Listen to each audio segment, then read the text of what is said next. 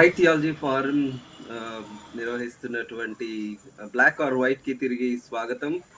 ఇవాళ క్రిస్మస్ ని గురించినటువంటి డిస్కషన్ ని మనం కలిగి ఉంటాం.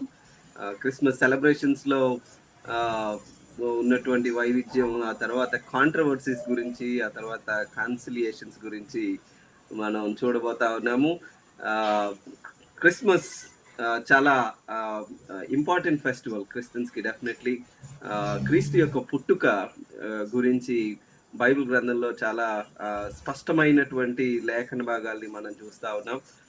అయితే డేట్ విషయంలోనూ, ఆ తర్వాత ఏర్పడినటువంటి కొన్ని ట్రెడిషన్స్ విషయంలోనూ బైబిల్లో ఉన్న విషయాలకి, తర్వాత డెవలప్ అయిన ట్రెడిషన్స్కి కొంచెం ఉన్నటువంటి డిఫరెన్సెస్ ని బట్టి కొద్దిమంది ఏం జరుగుతుందా అన్న ఆందోళనలో ఉన్నారు. కొద్దిమంది ఇది మనం అసలు చెయ్యొద్దు అని అంటే, ఇంకొద్దిమంది లేదు మనం దీన్ని చాలా చక్కగా జరుపుకోవాలి అన్న ఆలోచనలో కొద్దిమంది ఉంటున్నారు.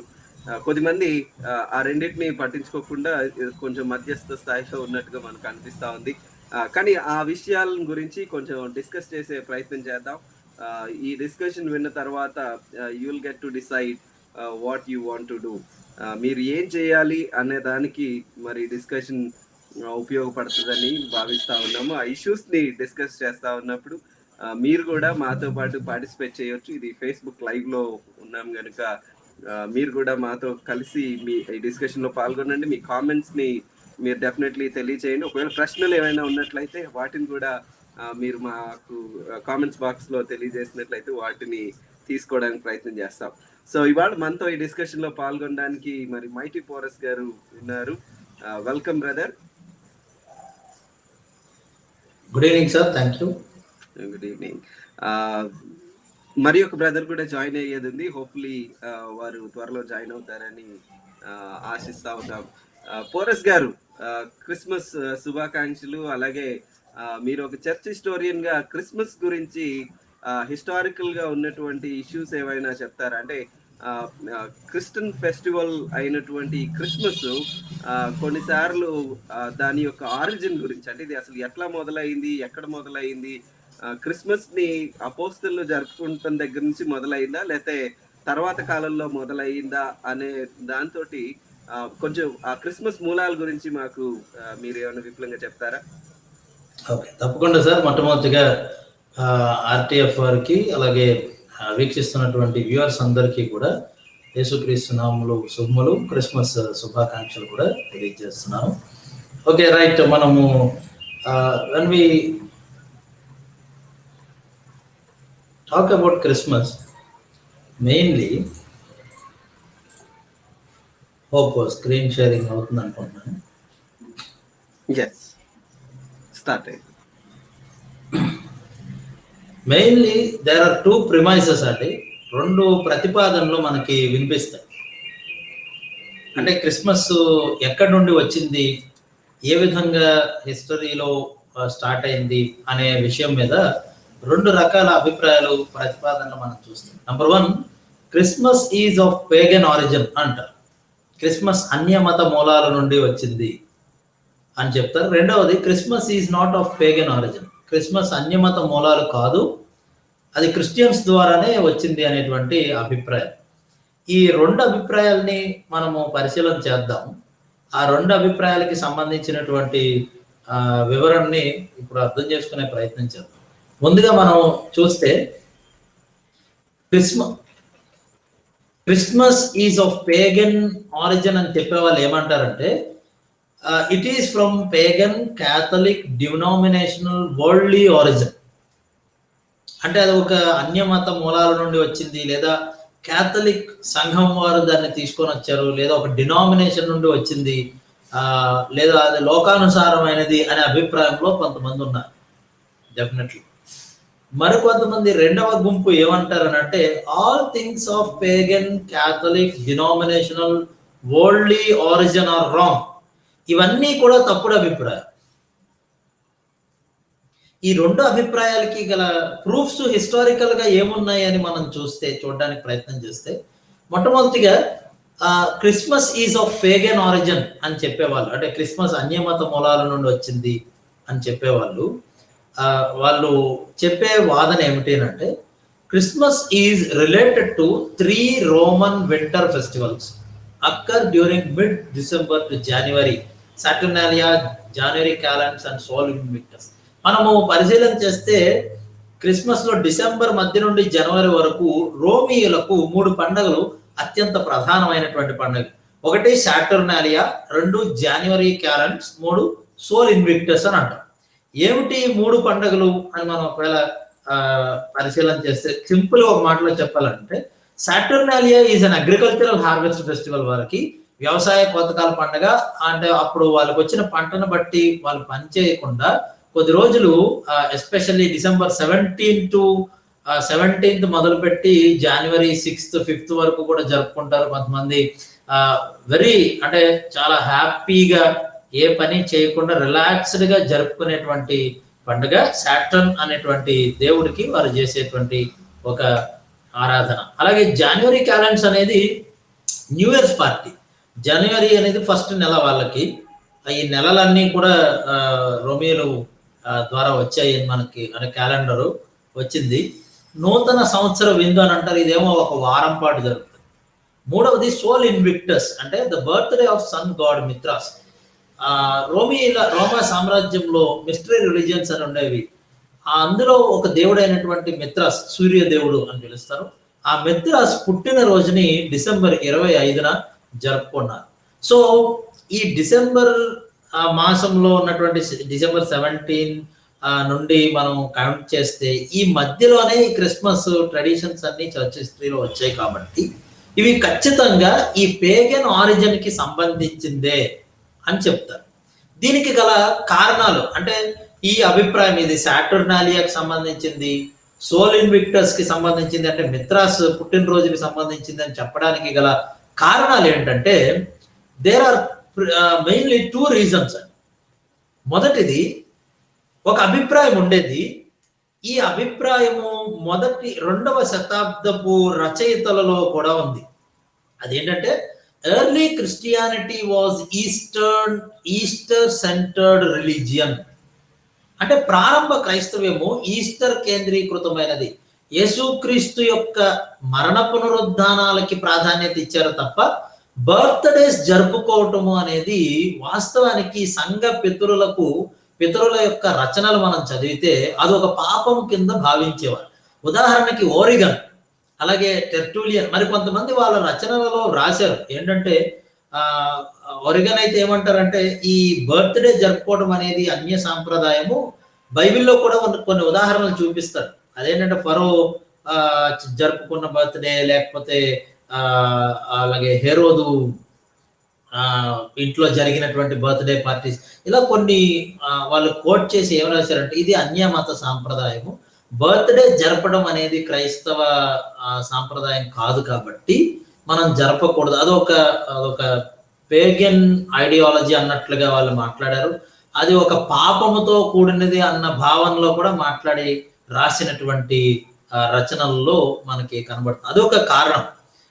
అందువలన అలాగే రెండవది ఏమిటంటే Constantine favouritism to Christianity let these practices in to church.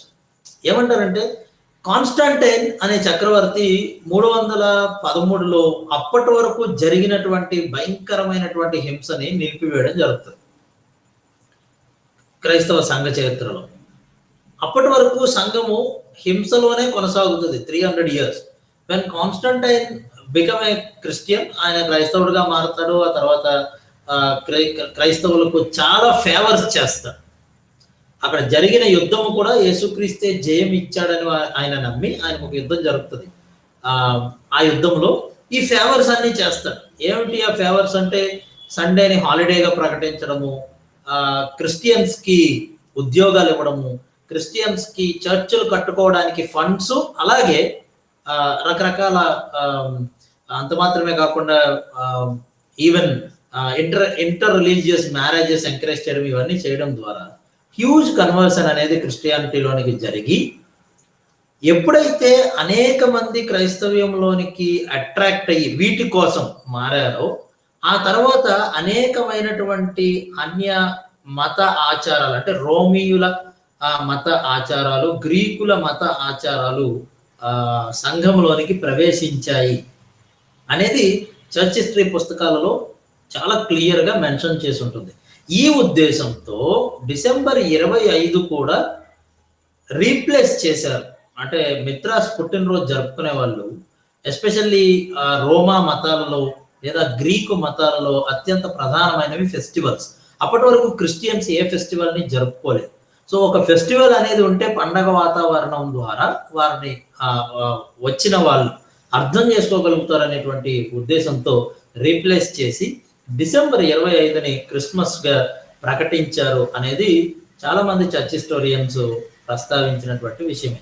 దీనిని ఆధారం చేసుకొని డిసెంబర్ 25వ తారీఖు ప్యూర్గా కంప్లీట్గా రోమియోలకు సంబంధించినటువంటి వారి యొక్క మత ఆచారాల నుండి వచ్చింది కనుక ఇది పేగన్ ఆరిజిన్ అనేటువంటి అభిప్రాయాన్ని వ్యక్తపరిచిన వాళ్ళు ఉన్నారు. ఇది మొదటి అభిప్రాయం. రెండవది, Christmas is not of pagan origin అని అన్నారు కదా, అంటే క్రిస్మస్ అన్యమత మూలం కాదు. ఇప్పుడు దాకా మనం ఏదైతే చెప్పామో ఆ హిస్టరీ యాక్చువల్లీ రైట్ హిస్టరీ కాదు. కాన్స్టాంటైన్ మారిన తర్వాత చాలా ఫేవర్స్ క్రైస్తవ్యానికి చేసినప్పటికీ కూడా దాని ద్వారా వచ్చినటువంటి ఆచారం అయితే ఇది కాదు. మరి ఇది ఏమిటి అని అంటే, ఇది రోమన్ల అన్యమత ఉత్సవాల నుండి ఉద్భవించలేదు. డిసెంబర్ 25గా సంఘ పితరులు ముందుగానే లెక్కించారు. అంటే కాన్స్టాంటైన్ 313లో ఈ ఎడిక్ట్ ఆఫ్ మిలాన్ శాసనం చేయక ముందే ఈ యొక్క క్రైస్తవులపై జరుగుతున్న హింసని ఆయన నిలిపివేయక ముందే కొంతమంది సంఘ పితరులు, చర్చ్ ఫాదర్స్ అని అంటాం వాళ్ళు, అంటే 2వ శతాబ్దానికి చెందినటువంటి వారు, 2-3 శతాబ్దాలకు చెందినటువంటి వారు వాళ్ళే లెక్కించారు అని చెప్తారు. అందుకు గల ఆధారాలు కూడా మనం చూస్తాం. ఫర్ ఎగ్జాంపుల్ జాన్ క్రిసోస్టమ్ గారు ఇలా రాశారు. సెయింట్ జాన్ క్రిసోస్టమ్ గారు ఏమనంటే, they call it the birthday of the unconquered sun లేదా unconquered who indeed is so unconquered as our lord. అంటే జయించిన వారి పుట్టినరోజు అని పిలుస్తారు. మన ప్రభు వలె నిజంగా జయించిన వారు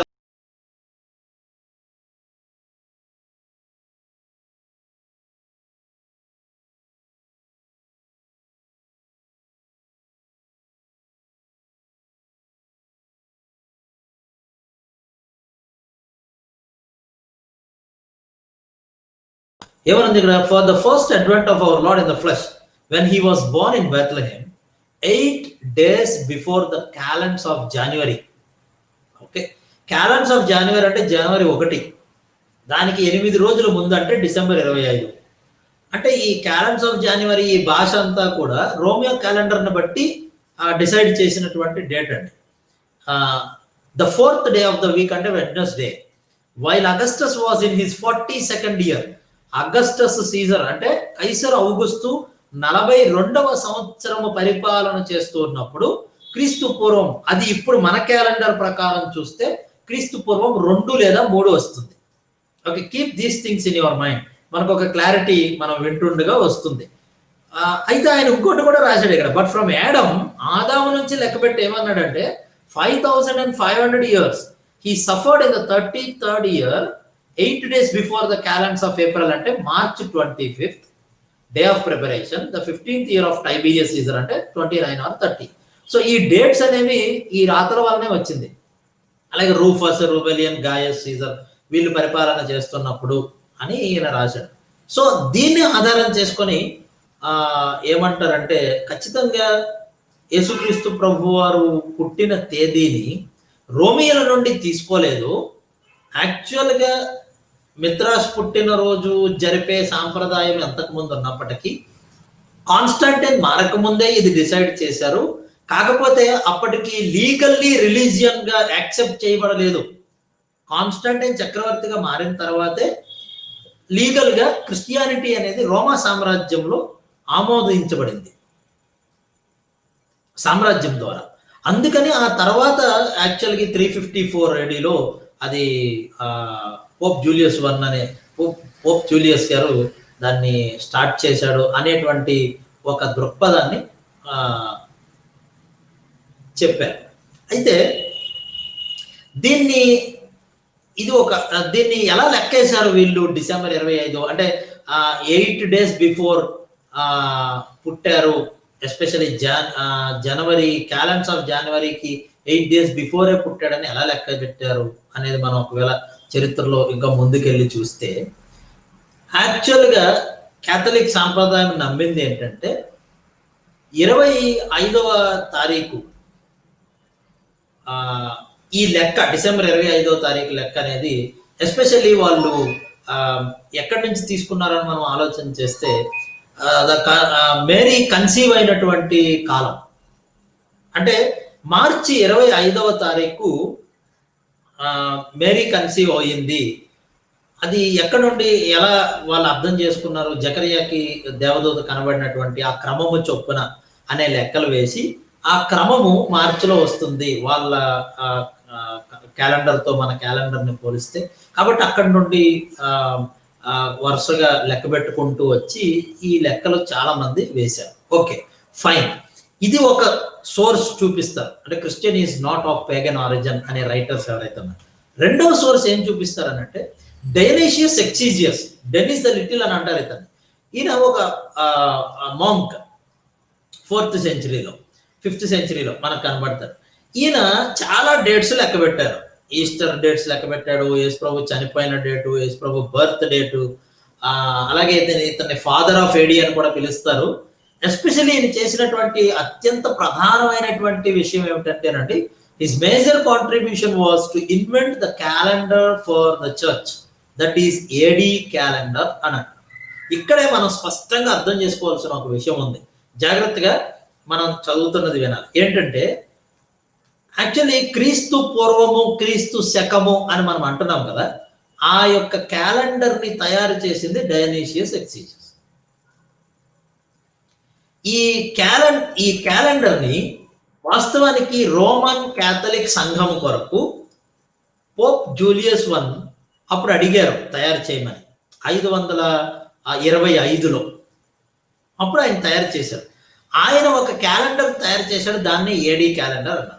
ఆ తయారు చేసిన క్యాలెండర్ తయారు చేయడానికి ఎలా తయారు చేశాడు అని అంటే, యేసు ప్రభు వారు పుట్టుకను ఆధారం చేసుకొని ఆ పుట్టుకకి ఒక డేట్ లెక్కబెట్టి ఆ డేట్ ఆధారంగా క్యాలెండర్ ని తయారు చేశారు.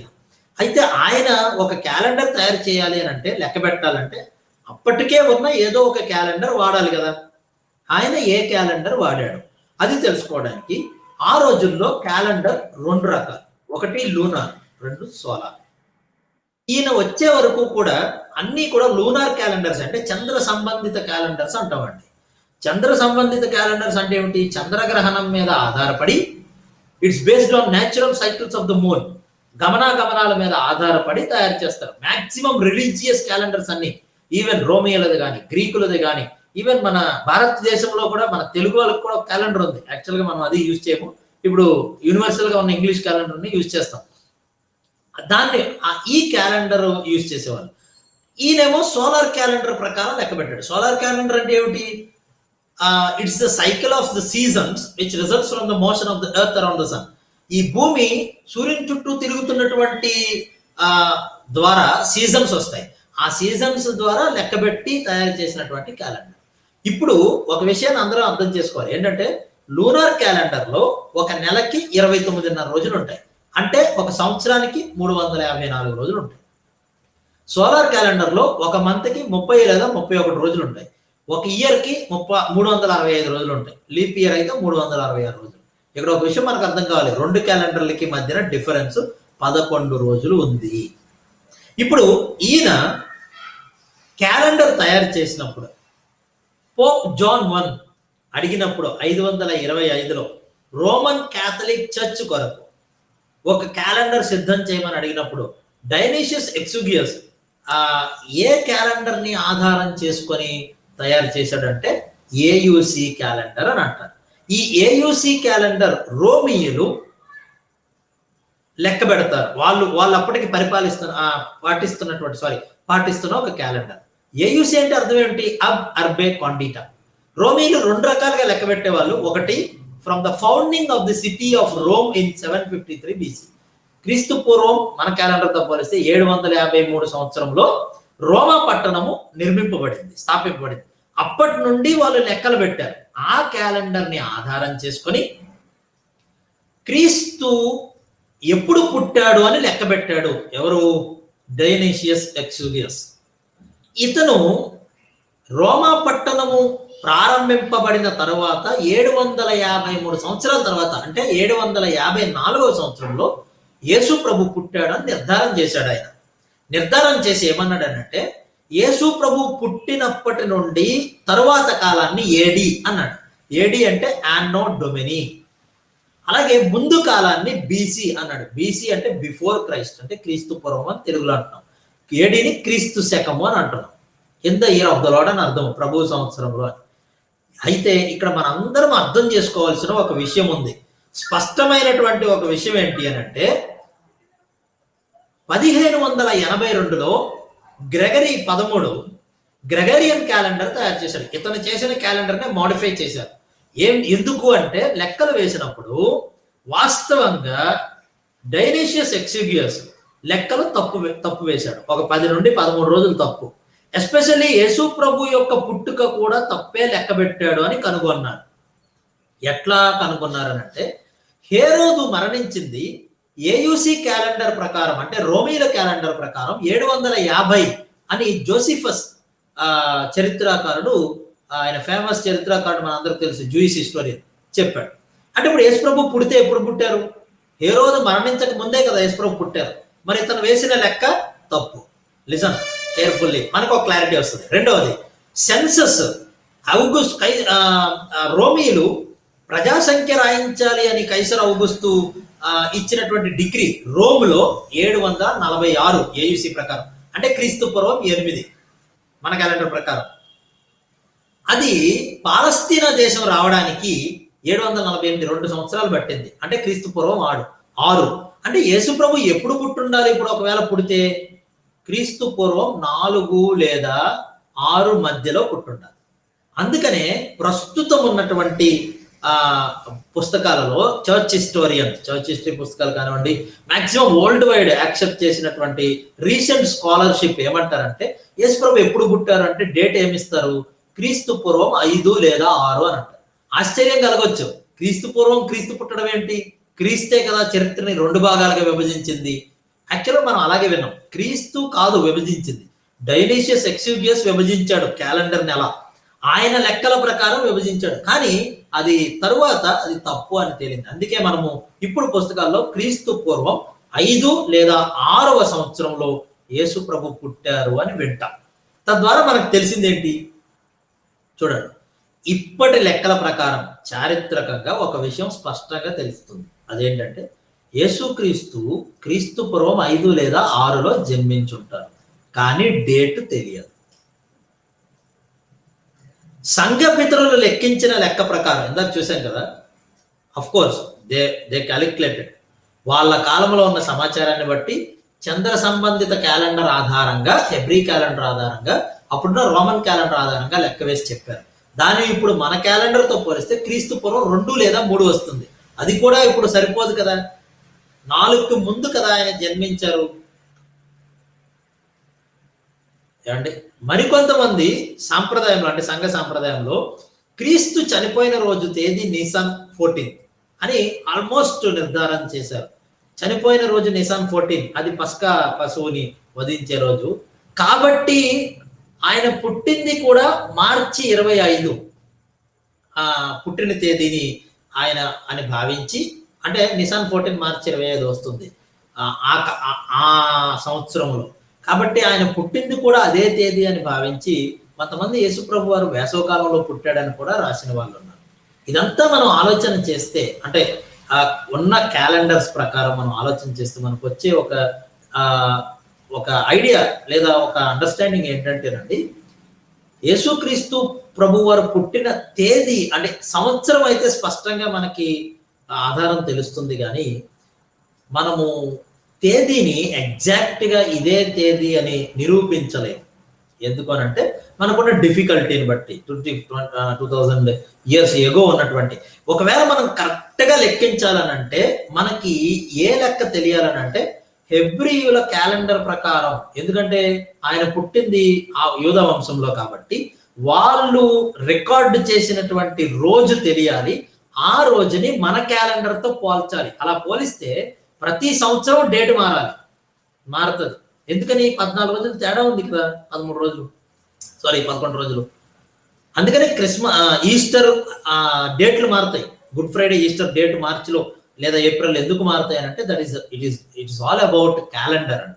అందుకని ఒక విషయం అయితే మనం అర్థం చేసుకోవాలి, ఒకవేళ డేట్ ఖచ్చితంగా తెలుసుంటే శిష్యులకు తెలిసి ఉండాలి, లేదా వాళ్ళ అమ్మా నాన్నకు తెలిసి ఉండాలి. ముఖ్యంగా మత్తయి రచయిత అయిన మత్తయికి తెలిసి ఉండొచ్చు, ఇది నా అభిప్రాయం, మేబీ తెలిసి ఉండొచ్చు. బట్ బైబిల్ రచయితలు అయితే డేట్కి ఎగ్జాక్ట్ మెన్షన్ చెయ్యాలి అనేటువంటి ఒక ప్రాముఖ్యతను వాళ్ళు ఇవ్వలేదు. అందువలన మనం ఇయర్ని ఖచ్చితంగా తెలుసుకోవచ్చు. బట్ డేట్ 25 అనే దాని మీద ఒకవేళ సంఘపితరులు రాశారన్నా ఆ డేట్ కూడా కోయిన్సైడ్ అవ్వదు ఎగ్జాక్ట్గా.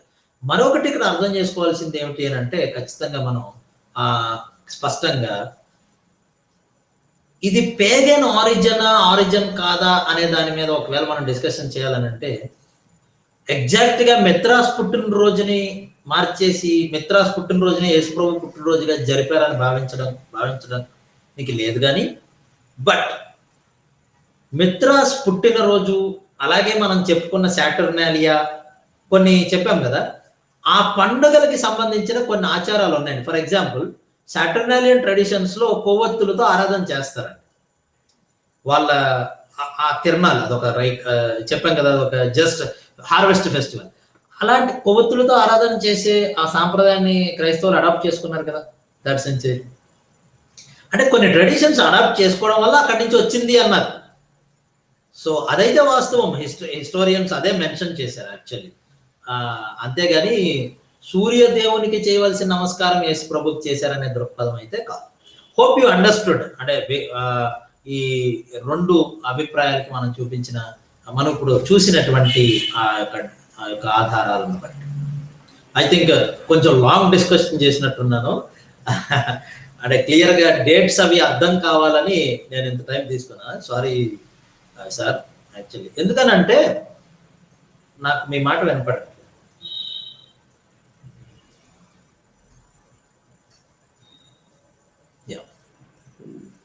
Okay, I think you have done a very good job. ఆ డేట్ విషయంలో చాలా కన్ఫ్యూజన్ నెలకొంది. ఎందుకనంటే ఇటు క్రిస్టియన్స్ అలాగే నాన్ క్రిస్టియన్స్ కూడా ఈ మధ్య డేట్స్ గురించినటువంటి విషయంలో కాంట్రవర్సీ నెలకొన్నట్టుగా వాళ్ళు కూడా డేట్ ని హైలైట్ చేయడం లాంటివి చూస్తా ఉన్నాము. మీరు రైట్లీ సెట్. ఐ థింక్ ఒక సైడ్ మాత్రం హైలైట్ అవుతూ వస్తా ఉంది. అదేంటంటే కాన్స్టంటైన్ దగ్గర నుంచి, అంటే మీరు చెప్పిన దాన్ని నేను I'm trying to summarise. Constantine దగ్గర నుంచి ఇది స్టార్ట్ అయింది కాబట్టి కాన్స్టంటైన్ అక్కడి నుంచి అఫీషియల్ రిలీజన్ చేసి అప్పటి వరకు ఉన్నటువంటి మిగతా పేగన్ ఫెస్టివల్స్ ని క్రిస్టియనైజ్ చేయడం కోసం ఆయన వాటిని అడాప్ట్ చేశాడు, దాన్ని అక్కడి నుంచి కొనసాగించారని. కానీ మీరు చాలా చక్కగా చూపించినట్లుగా యాక్చువల్లీ ఆ సెకండ్ వ్యూ ఏదైతే ఉందో అది it is a growing view. అదేంటంటే కాన్స్టంటైన్ చక్రవర్తి క్రిస్మస్ ను 25th అని ప్రకటించక ముందు, లేదా అప్పటి వరకు ఉన్నటువంటి ఫెస్టివల్ ని ఆచరించక ముందు యాక్చువల్లీ క్రిస్మస్ ని 25th రోజు ఆచరించినట్టుగా సర్టన్ ట్రెడిషన్స్ ని కోట్ చేస్తా ఉన్నారు. ఫర్ ఎగ్జాంపుల్ ఆండ్రూ మెక్గోవన్ అనే ఆయన ఏల్ డివినిటీ స్కూల్ నుంచి రీసెంట్ గా రాసినటువంటి 2002లో పబ్లిష్ అయినటువంటి ఒక పుస్తకంలో ఆర్టికల్, అది actually how 25th December became Christmas అనేది ఆయన రాసి, దాంట్లో he is trying to show that north ఆఫ్రికాలో నుంచి ఒక ట్రెడిషన్ ఉండుంటది. ఆ ట్రెడిషన్ ని బట్టి actually certain Christian groups Christmas ని December 25th చేసుకోవడం అన్నదాన్ని చూస్తాము. అది కాన్స్టంటైన్ కి ముందే. అంటే కనీసం 200 సంవత్సరాల ముందు కాన్స్టంటైన్ 200 ఏడీలోనే సెలబ్రేషన్ జరిగింది. కాకపోతే అప్పటికి క్రిస్టియన్స్ మైనారిటీగా ఉన్నారు కాబట్టి బహుశా అది బయటకి అంత పాపులర్ కాలేదు అన్న విషయాన్ని చెప్తా ఉన్నారు. ఏదేమైనప్పటికీ ఒక విషయాన్ని మనం క్లియర్గా అర్థం చేసుకోవాలి, ఎస్పెషలీ డేట్స్ విషయంలో. అదేంటంటే ఎగ్జాక్ట్గా పిన్ పాయింట్ చేసి చెప్పడం అన్నది డిఫికల్ట్. ఎందుకంటే డెఫినెట్లీ క్రిస్టియన్స్ స్టార్టింగ్ లో బర్త్డేస్ ని సెలబ్రేట్ చేసుకుంటాం అన్నది పెద్ద ఇష్టత చూపని విషయం. ఇంకొక మాటలో చెప్పాలంటే యాక్చువల్లీ వాళ్ళు డెత్ ఆఫ్ మార్టియర్స్ ని ఎక్కువగా సెలబ్రేట్ చేసుకున్నట్టుగా హిస్టరీ చెప్తుంది, కానీ యూజువలీ బర్త్డేస్ ని పెద్ద పట్టించుకోలేదు. కాబట్టి డేట్ సిచ్యువేషన్ అలా లేదు సార్. ఎగ్జాక్ట్లీ. అంటే మొదటి 300 సంవత్సరాలు సిచ్యువేషన్ ఎలా ఉంది అంటే చర్చ్ హిస్టరీ చదివితే they had no choice to celebrate actually. Why? Because it was not accepted as a legal religion. ఒక సామ్రాజ్యంలో లీగల్ రిలీజియన్ కానప్పుడు ఆ రిలీజియన్ కి సంబంధించిన ఏ ఫెస్టివల్ జరపడానికి అవ్వదు, కుదరదు.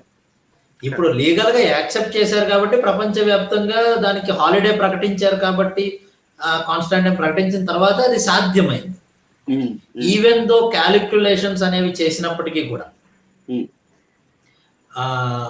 ఈవెన్ కొన్ని వాక్య భాగాల ఆధారంగా కూడా క్యాలిక్యులేషన్స్ చేశారు. అంటే వాళ్ళకున్నటువంటి అప్పుడు వనరులను బట్టి, వాళ్ళకున్న క్యాలెండర్స్ ఏవైతే ఉన్నాయో ఆ క్యాలెండర్స్ బట్టి.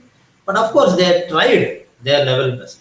బట్ ఎగ్జాక్ట్లీ ఇదే అని నిరూపించడానికి మనం కుదరదు. ఎగ్జాక్ట్లీ. ఒక విషయాన్ని మన వ్యూవర్స్ కి అలాగే మనం we want to make it very clear. Date ని పిన్ పాయింట్ చేయలేనంత మాత్రాన క్రీస్తు యొక్క పుట్టుకను క్వశ్చన్ చేయడం అన్న కోణంలో మనం దీన్ని ఆలోచించలేము. ఎందుకంటే క్రీస్తు యొక్క పుట్టుక గూర్చినటువంటి ఎవిడెన్సెస్ చాలా క్లియర్, వెరీ క్లియర్ గా మనకి హిస్టారికల్ ఎవిడెన్సెస్ ఉన్నాయి. హిస్టారికల్ గా క్రీస్తు పుట్టుకను సమర్థించాయి. ఈవెన్ ఇఫ్ క్యాలెండర్ ని కొలిసేటటువంటి లేదా అది వచ్చినటువంటి ఆవిర్వర్భించినటువంటి విధానాన్ని బ్రదర్ ఆల్రెడీ ఎక్స్ప్లెయిన్ చేశారు. అవన్నీ ఎందుకు చేయగలిగారంటే definitely there were certain pointers. For example Roman చక్రవర్తులు క్రీస్తు పుట్టేటప్పటికి పరిపాలన వ్యవస్థలో ఉన్నటువంటి ముఖ్యమైన వ్యక్తులను దృష్టిలో పెట్టుకొని, డెఫినెట్లీ హేరోదు వాళ్ళని దృష్టిలో పెట్టుకొని కూడా డేట్స్ ని క్యాల్కులేట్ చేయడం అన్నది జరిగింది. కానీ ఎగ్జాక్ట్ గా 25th రోజే అన్నది మనం చెప్పడం కష్టం అన్న విషయాన్ని బోత్ క్రిస్టియన్స్ అండ్ మిగతా వాళ్ళు కూడా దృష్టిలో పెట్టుకోవాలి. అలా అని ఏమంటారు, ఫెస్టివల్ ని అసలు జరుపుకోవద్దంటారా 25th కాదు కాబట్టి? ఓకే, దానికి కూడా అంటే ఇప్పుడు జరుపుకోవచ్చు అనే వాళ్ళకి ఉన్న రీజన్స్, జరుపుకోవద్దు అనే వాళ్ళకు ఉన్న రీజన్స్ వేరువేరుగా మనకు కనిపిస్తాయి. ఇప్పుడు మనం చెప్పుకున్న చరిత్రను బట్టి ఓకే దెన్ నేను దాన్ని కూడా చూపిస్తాను. Let's see. అంటే అలాగో మీరు ప్రశ్న వేశారు కాబట్టి దానికి ముందు మీరు ఇప్పుడు అన్న ఒక మాటకి నేను అంటే హిస్టరీని ఎలా చూడాలో చెప్తాను. మీరు ఏమన్నారంటే అది వ్యూవర్స్ కి మనం క్లారిటీ. పుట్టినరోజు డేట్ తెలియదు కాబట్టి చారిత్రక రుజువు లేనట్లు కాదు. ఒక వ్యక్తి చరిత్రలో ఉన్నాడు అనటానికి డేట్ ఒక్కటే రుజువు కాదు. ఒక వ్యక్తి ఉన్నారు లేదా ఒక సివిలైజేషన్ ఉంది, ఒక సాంప్రదాయం ఉంది అనడానికి రకరకాలుగా హిస్టోరియన్స్ చూస్తారు. దానికి సంబంధించి ఆర్కియాలజికల్ ఎవిడెన్సెస్ చూస్తారు, దానికి సంబంధించి ఆ కాలంలో జీవించినటువంటి ఇతర వ్యక్తులు చూస్తారు, వాళ్ళతో వీళ్ళకున్న రిలేషన్ చూస్తారు. ఫర్ ఎగ్జాంపుల్ ఇప్పుడు కైసర్ ఔగుస్తు హిస్టారికల్ పర్సనే కదా. రోమన్ హిస్టరీలో పొంతు పిలాతు హిస్టారికల్ పర్సనే కదా. ఏమంటే even Roman historians like Tacitus, Suetonius వీళ్ళు చాలా క్లియర్ గా రాశారు ఏంటంటే పొంతు పిలాతు గవర్నర్ చేతిలో యేసుక్రీస్తు సిలువ వేయబడ్డాడు అంటే దే న్యూ అబౌట్ హిమ్. అంటే ఈవెన్ సెక్యులర్ హిస్టోరియన్స్, నేను ఇప్పుడు ఇక్కడ క్రిస్టియన్ హిస్టోరియన్స్ చెప్పాలంటే బోల్డ్ మంది చెప్పొచ్చు, మనకు ఆల్రెడీ మన చరిత్ర తెలుసు కాబట్టి వాళ్ళ పేర్లు చెప్పట్లా. అలాగే Roman historians, Jewish historians, even అంటే సెక్యులర్ హిస్టోరియన్స్ కూడా వాళ్ళు మెన్షన్ చేశారు. అంటే దానికి క్లియర్ కట్ రోమన్ హిస్టరీలో ఎవిడెన్స్ ఉంది. That one evidence is enough. That Jesus existed in the society. Date లేదు కాబట్టి యేసు ప్రభు కి ఆధారం లేదు. మేబీ ఎందుకు డేటు మెన్షన్ చేయలేదు మత్తయి? చేయొచ్చు. లూకా మెన్షన్ చేయలేదు, వాళ్ళకి తెలిసి ఉండదా అనే దానికంటే కూడా మనం ఏ కోణంలో ఆలోచించాలంటే, బైబిల్లో రచయితలు రాసే సాంప్రదాయాలలో డేట్స్ మెన్షన్ చేసేది లేదు. Not only Yesu Prabhu date అండి, బాప్తిస్మ ఇచ్చే యోహాను డేట్ కూడా మెన్షన్ చేయలేదు. ఎగ్జాక్ట్ గా డే మెన్షన్ చేయలేదు. మనము ఓన్లీ మంత్ కానీ లేకపోతే ఇయర్ కానీ మాత్రమే ఎప్పుడూ కూడా ఫైండ్ అవుట్ చేయగలం. అది హెబ్రీయుల సాంప్రదాయం, వాళ్ళు రాసేటువంటి సాంప్రదాయం. మోర్ ఓవర్ మత్తయి రాసినప్పుడు, మార్కు రాసినప్పుడు, లూకా రాసినప్పుడు, యోహాను రాసినప్పుడు వాళ్ళు రాసింది బయోగ్రఫీ కాదు, వాళ్ళు రాసింది a message about the saviour. అందులో భాగంగా కొంత చారిత్రక వివరణ ఖచ్చితంగా ఇచ్చారు వాళ్ళు.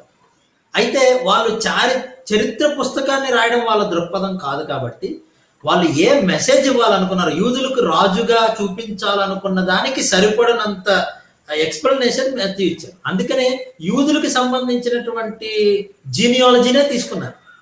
He did not actually care about the date. అక్కడ యూదులకు డేట్ మ్యాటర్ కాదు, ఏ గోత్రం నుంచి వచ్చారు దానికి సంబంధించిన దాఖలాలు ఏంటి అనేదే మ్యాటర్. అందుకనే వాళ్ళ యొక్క ఉద్దేశానికి తగ్గట్లుగా రాయడం వలన వాళ్ళు మెన్షన్ చేసి ఉండకపోవచ్చు, కానీ అంత మాత్రాన అది చారిత్రక రుజువు లేదు అని మాట్లాడటానికి ఏమి అది ఆస్కారం కాదు. That is actually simple foolish discussion అనమాట, ఒకవేళ మనం అలా మాట్లాడాలి. కరెక్ట్. ఐ థింక్ ఈవెన్ మన పూర్వీకుల గురించి కూడా మనం ఆలోచన చేసినప్పుడు ఐ థింక్ అంటే డేట్ కాన్షియస్నెస్ అన్నది మనకి ఇప్పుడు మోడర్న్ యుగంలో ఉన్నంత పర్టికులర్ గా ఆ టైంలో ఉన్నట్టుగా మనకు కనిపించదు. ఫర్ ఎగ్జాంపుల్ మా పూర్వీకుల గురించి ఎప్పుడు పుట్టారు మా అమ్మమ్మ లేకపోతే వాళ్ళ అమ్మగారు అని అంటే they only remember it around some festival. ఫలానా ఫెస్టివల్ అప్పుడు జరిగింది, లేకపోతే వానాకాలంలో జరిగింది, ఎండాకాలం అప్పుడు చెప్తారు, కానీ they don't specifically mention about the day or date. ఎందుకంటే ఐ థింక్ ఆ టైం కాన్షియస్నెస్ అన్నది రీసెంట్ టైమ్స్ వరకు కూడా అది అంత పర్టికులర్ గా ఉన్నట్టుగా మనకు అనిపించట్లేదు. బట్ ఎనీవే అది వీక్ ఆర్గ్యుమెంట్ అయినా సరే ప్రాబ్లీ మన జనరేషన్స్ నుంచి కూడా కొంచెం వెనక్కి చూస్తే ఇట్ ఈస్ ద కేస్ అనేది అర్థమవుతా ఉంది. What do you say? Yeah, that is true అండి. ఎందుకనంటే ఈవెన్ అందుకనే పుస్తకాలు రాసినప్పుడు కూడా ఏన్షియంట్ పుస్తకాలు చూడండి, డేట్స్ రచయిత పేర్లు కూడా మెన్షన్ చేసేవాళ్ళు కాదు మీరు అన్నట్టు. అన్ని బర్త్డేస్ కానీ ఇవన్నీ. ఇప్పుడు మన ట్రెండ్ ఏంటంటే, ప్రెసెంట్ ట్రెండ్ ఏంటి, ప్రతిదీ మెన్షన్ చేస్తాం మనం. పేరు మెన్షన్ చేస్తాం. ఈవెన్ బర్త్ సర్టిఫికేట్ అనేది మోస్ట్ ఇంపార్టెంట్. ఒకప్పుడు మీరు అన్నట్లు ఒక 100 years గోత్రం ఇంపార్టెంట్, ఫ్యామిలీ లైన్ ఇంపార్టెంట్. అది కూడా యాజ్ పర్ ద ట్రెడిషన్ అండి. అంటే ఒక్కొక్క దేశంలో ఒక్కొక్కలా ఉంటుంది. ఈవెన్ మన దేశంలో కూడా సౌత్ ఇండియాలో ఇంటి పేరు చాలా ప్రాముఖ్యం. నార్త్ ఇండియాకి వచ్చేప్పటికి ఇంకొక ట్రెడిషన్ ఉంటుంది. ఫర్ ఎగ్జాంపుల్ మీరు కేరళకి వెళ్తే ఫాదర్ పేరే వస్తుంది వెనుక, వాళ్ళకి సెపరేట్ ఇంటి పేరు ఉంటుంది, అట్లా అనమాట. కానీ ఒక ఫ్యామిలీ కంటూ మరొక పేరు ఉంటుంది, మళ్ళీ లైన్ ఉంటుంది. దానిని వాళ్ళు రాసినప్పుడు రాయరు కానీ, బట్ వాళ్ళు మెన్షన్ చేయాల్సిన సందర్భాల్లో మాత్రమే చేస్తారు. అది హిస్టారికల్ గా డెవలప్ అయినటువంటి డెవలప్మెంట్ లో భాగంగా మనం అర్థం చేసుకోవాలి. చరిత్రను చదువుతున్నాం, సింపుల్ గా ఒక స్టేట్మెంట్ చేసేస్తే కాకపోతే. Thank you. అయితే ముందుకెళ్లే కొందికి మీరు ఇందాక మనం అనుకున్న క్వశ్చన్ ముందుకెళ్ళినాక ఇంకొంచెం ముందుకు వేరే డిస్కషన్ జరిగిన తర్వాత మళ్ళీ అసలు ఫెస్టివల్ జరుపుకోవాలా వద్దా అనే దగ్గరికి వస్తాము. కానీ దానికి ముందు బహుశా మనం కొంచెం ట్రెడిషన్స్ గురించి మాట్లాడదాం. డేట్ గురించి మాట్లాడాము, దాన్ని ఎలా ఆలోచించవచ్చు, ఏది సర్టన్ అన్నట్టుగా ఆలోచన చేసాము. That's very good. కానీ ఈ ట్రెడిషన్స్, క్రిస్మస్ ట్రీస్ అని, క్యాండిల్స్ అని, బెల్స్ అని, స్టార్స్ అని, లైట్స్ అని, ఇవన్నీ ఎక్కడి నుంచి వచ్చినాయి? శాంటా క్లాస్ గారు వీళ్ళు ఏంటిది?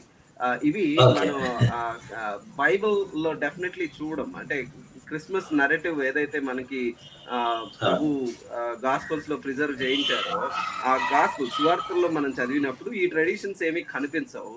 అలాంటప్పుడు ఈ ట్రెడిషన్స్ ఎక్కడి నుంచి వచ్చి క్రిస్టియానిటీలో పడ్డాయి, వాటిని మనం ఎట్లా చూడాలి, వాటిని మనం ఇప్పుడు ఫాలో అవ్వచ్చా అవ్వకూడదా? What do you think? మనము ఫాలో అవ్వచ్చా అవ్వకూడదు అనేది డిస్కస్ చేయకముందు సార్, అసలు ముందు హిస్టరీ చూద్దాం. వాట్ ఈస్ హిస్టరీ యాక్చువల్లీ, అసలు క్రిస్మస్కి సంబంధించి ఎన్ని సాంప్రదాయాలు ఉన్నాయి, ఆ సాంప్రదాయాల్లో కొన్ని పిక్ చేసి మాట్లాడదాం. అంటే డీటెయిల్గా అన్ని మనం చేయడానికి అవ్వదు, కానీ చూడండి నేను స్క్రీన్ షేర్ చేస్తాను అది చెప్పడానికి కూడా, అంటే మేబీ కొంచెం ఈజీగా ఉంటుంది. హోప్ యూ వుడ్ వీక్షకులు కూడా చూడవచ్చు. ఓకే, మనము క్రిస్మస్ ట్రెడిషన్స్ అండ్ కస్టమర్స్ అంటే ఎప్పుడైనా కూడా సార్ ఏ పండగను తీసుకున్నా ఖచ్చితంగా పండగకు సంబంధించి కొన్ని ట్రెడిషన్స్ ఉంటాయి, సాంప్రదాయాలు, ఆచారాలు ఉంటాయి. అలాగే క్రిస్మస్ ఎప్పుడైతే జరుపుకోవడం మొదలు పెట్టారో కాలాల వారీగా ఆ ట్రెడిషన్స్ అనేది రావడం జరిగింది. 32 ట్రెడిషన్స్ ఉన్నాయి టోటల్గా. చూడండి ఇక్కడ లిస్ట్ ఇస్తాం. యేసు ప్రభు ఎప్పుడు పుట్టారు అన్న దాని మీదే రకరకాల అభిప్రాయాలు. 25th డిసెంబర్ గురించి మనం ఆల్రెడీ డిస్కస్ చేసాం. అడ్వెంట్ అంటే క్రిస్మస్ ముందు అడ్వెంట్ అనేది ఒకటి జరుపుతారు, 40 రోజుల ముందే స్టార్ట్ చేస్తారు, అదొక సాంప్రదాయం. 12 రోజులు క్రిస్మస్ చేస్తారు, అదొక సాంప్రదాయం. ఎపిఫనీ అని చెప్పి January 6th జరుపుతారు, అది ఈస్టర్న్ ట్రెడిషన్. అంటే ఐరోపా ఖండంలో తూర్పు భాగంలో ఉన్నటువంటి వాళ్ళు ఆ రోజుల్లో చేసేవాళ్ళు. అలాగే ఎక్స్మస్ అనేది ఒక సాంప్రదాయం, క్రిస్మస్ బెల్స్ అనేది ఒక సాంప్రదాయం, బాక్సింగ్ డే అనేది ఇంకో సాంప్రదాయం, candles, candy canes, Chrismons, Christmas cake, Christmas carols. అందులో మళ్ళీ హిస్టరీ, క్యారల్ స్టోరీస్ డిఫరెంట్ ఉన్నాయి. ఏమండి, అలాగే Christmas cards, Christmas Eve, Christingle, crackers, colours of Christmas, eggnogs, ఇలా చెప్పుకుంటూ పోతే ఇక్కడ ఇచ్చిన లిస్ట్ అంతా కూడా మనకు ఆశ్చర్యం కడుతుంది. ఎన్ని ఉన్నాయా? మెర్రీ క్రిస్మస్ ఎట్లా వచ్చింది? అలాగే క్రిస్మస్ పికిల్, ఇదొక సాంప్రదాయం. ఏమంటే ఇక్కడ ఇచ్చినవన్నీ మీరు చూస్తే బడ్డింగ్, స్నో అండ్ ఐస్, అలాగే Santa Claus, okay, star of Bethlehem, Christmas trees, Christmas turkeys, okay, even some of the Jewish festivals కూడా క్రిస్మస్ గా కన్వర్ట్ చేసి జరుపుకున్న సందర్భాలు, హనుక్కా, క్వాన్జా, యూల్ లాగ్, ఇలా. అయితే ఇవన్నీ ఉన్నాయా అని ఆశ్చర్యపోవచ్చు వీక్షకులు. ఇవన్నీ మనకు తెలియదు వీటిలో చాలా కదా. ఎందుకు తెలియదు అని అంటే అవన్నీ ప్రపంచవ్యాప్తంగా ఉన్న సాంప్రదాయాలు, ఆచారాలు కాదు. ఒక్కొక్క దేశంలో పుట్టిన సాంప్రదాయాలు ఆ దేశంలో ప్రబలేదు. అది కూడా ఒక్కొక్క కాలంలో వచ్చాయి అనమాట. ఇప్పుడు నేను 3 తీసుకుంటాను మనకు ఎక్స్ప్లెయిన్ చేయడానికి, మనకున్న టైంలో బ్రీఫ్గా ఎక్స్ప్లెయిన్ చేయడానికి జస్ట్ క్విక్గా 3 తీసుకుంటాం. ఒకటి క్రిస్మస్ క్యారల్స్, మనం తిరుగుతున్నాం కదా, ఇది తెలుగు వాళ్ళకి బాగా తెలిసిన సాంప్రదాయం. 2 శాంటా క్లాస్, అదే మనం క్రిస్మస్ తాత అంటాం. 3 క్రిస్మస్ ట్రీస్, ఈ 3 మనకి బాగా తెలిసినవి. ఈ 3 చరిత్ర మాత్రం చెప్తాను, మిగిలినవి మీరు సర్చ్ చేయొచ్చు. చాలా సాధ్యమైనంత క్విక్ గా చెప్పడానికి ప్రయత్నం చేయండి. చూడండి, యాక్చువల్లీ క్యారల్స్ అనేవి మొట్టమొదటిగా యూరోప్ లో పాడేవాళ్ళు అండి, పాటలు పాడేవాళ్ళు. క్యారల్స్ అనే పదానికి అర్థం ఏమిటి అంటే పాట లేదా డాన్స్ అని అర్థం. డాన్స్ వేస్తూ ఒక ఎంజాయ్మెంట్ తో పాటలు పాడేవాళ్ళు. యాక్చువల్ పేగన్ ఫెస్టివల్స్ లో ఉన్న ఒక సాంప్రదాయం. ఆ తర్వాత ఇది కంప్లీట్ గా క్రిస్టియన్స్ అడాప్ట్ చేసుకున్నారు.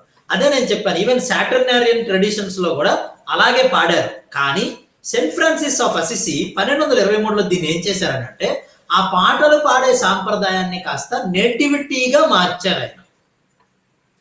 అంటే ప్రజలకు అర్థం కావడానికి వీధుల్లో వెళ్ళి నేటివిటీ వేసే ఒక చిన్న స్కిట్ లాగా వేసేటువంటి ఒక సాంప్రదాయాన్ని కూడా ఆయన అడాప్ట్ చేసుకున్నాడు. తర్వాత ప్యూరిటన్స్ వచ్చిన తర్వాత 1640లో ఇది పూర్తిగా పాపము, బైబిల్కి విరుద్ధం అని చెప్పి దాన్ని కొట్టిపడేశారు. ఓకే, అలా క్యారల్స్ అనేవి వచ్చాయి. రకరకాల క్యారల్స్ లో క్యాండిల్ లైట్ సర్వీసెస్ ఇంకా కంటిన్యూ అయ్యాయి చాలా కూడా. మనమైతే మన సాంప్రదాయాన్ని బట్టి మనము డాన్సులు వేయడము, మ్యూజిక్ పెట్టుకోవటము, ఇవన్నీ మనం అడాప్ట్ చేసుకున్నాం. శాంటా క్లాస్ గురించి మనం మాట్లాడితే క్రిస్మస్ తాత ఎవరు? యాక్చువల్గా చాలా మంది ఏం చెప్తారంటే క్రిస్మస్ తాత సెయింట్ నికోలస్ అని చెప్తారు. సెయింట్ నికోలస్ క్రిస్మస్ తాత కాదు.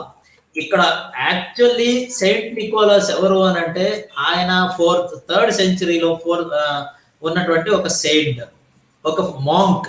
ఆయన చాలా హెల్ప్ చేసేవాడు, పూర్కి, పిల్లలకి గిఫ్ట్స్ ఇచ్చేవాడు. అలాగే ఆ రోజుల్లో ఒక ఇంట్లో 3 ఆడపిల్లలు ఉంటే పెళ్లిళ్ళు చేయడానికి డబ్బులు లేకపోతే రాత్రిపూట ఒక చెట్లో డబ్బులు వేసేసి వచ్చేవాడట. అలా చాలా మందికి చేశాడంట. తర్వాత తెలిసిపోతే వాళ్ళ దగ్గరికి వెళ్ళి నా గురించి చెప్పకండి నేను ఇచ్చాను అంటే అది ఒక ఫేమస్ అయిపోయింది. అదే యాక్చువల్లీ ఈయన శాంటా క్లాస్. మీరు ఒకటి అర్థం చేసుకోవాలి. తర్వాత 1809లో శాంటా క్లాస్ లాంటి ఒక వ్యక్తి గురించి రాయడం జరిగింది. 1822లో సెయింట్ నికోలాస్ గురించి క్రిస్మస్ కి సంబంధించి ఒక పోయంలో వివరించారు గిఫ్ట్స్ ఇవ్వడం గురించి. కానీ క్రిస్మస్ తాత ఎప్పుడు వచ్చాడు? 1862లో థామస్ నాస్ట్ అనేటువంటి అతను ఒక హార్పస్ వీక్లీ మ్యాగజైన్ లో రాస్తూ ఈ బొమ్మ వేశాడు. గిఫ్ట్స్ ఇచ్చేటువంటి సాంప్రదాయానికి సంబంధించి ఈ బొమ్మ వేశాడు. అది Santa Claus visiting civil war camp. అది కూడా ఆ తర్వాత అది ఏమైపోయింది అని అంటే టోటల్ గా క్రిస్మస్ తాత అయిపోయాడు. ఆ వేసిన వేషము ఆ తర్వాత క్రిస్మస్ టైంలో గిఫ్ట్లు ఇవ్వడము అమెరికన్ కల్చర్ నుంచి వచ్చింది. తర్వాత ప్రపంచవ్యాప్తంగా అడాప్ట్ చేసుకున్నారు. This is the way actually Christmas తాత వచ్చారు. క్రిస్మస్ చెట్ల గురించి మనం మాట్లాడితే అంటే ఫర్ ట్రీ అనేది ఒకటి ఉంటుంది. అదే మనం క్రిస్మస్ ట్రీ పెడతాం కదా. ఆ for tree Europe, America, central America, Asia, north ఆఫ్రికాలో మౌంటైన్స్ లో ఎక్కువగా పెరుగుతుంది.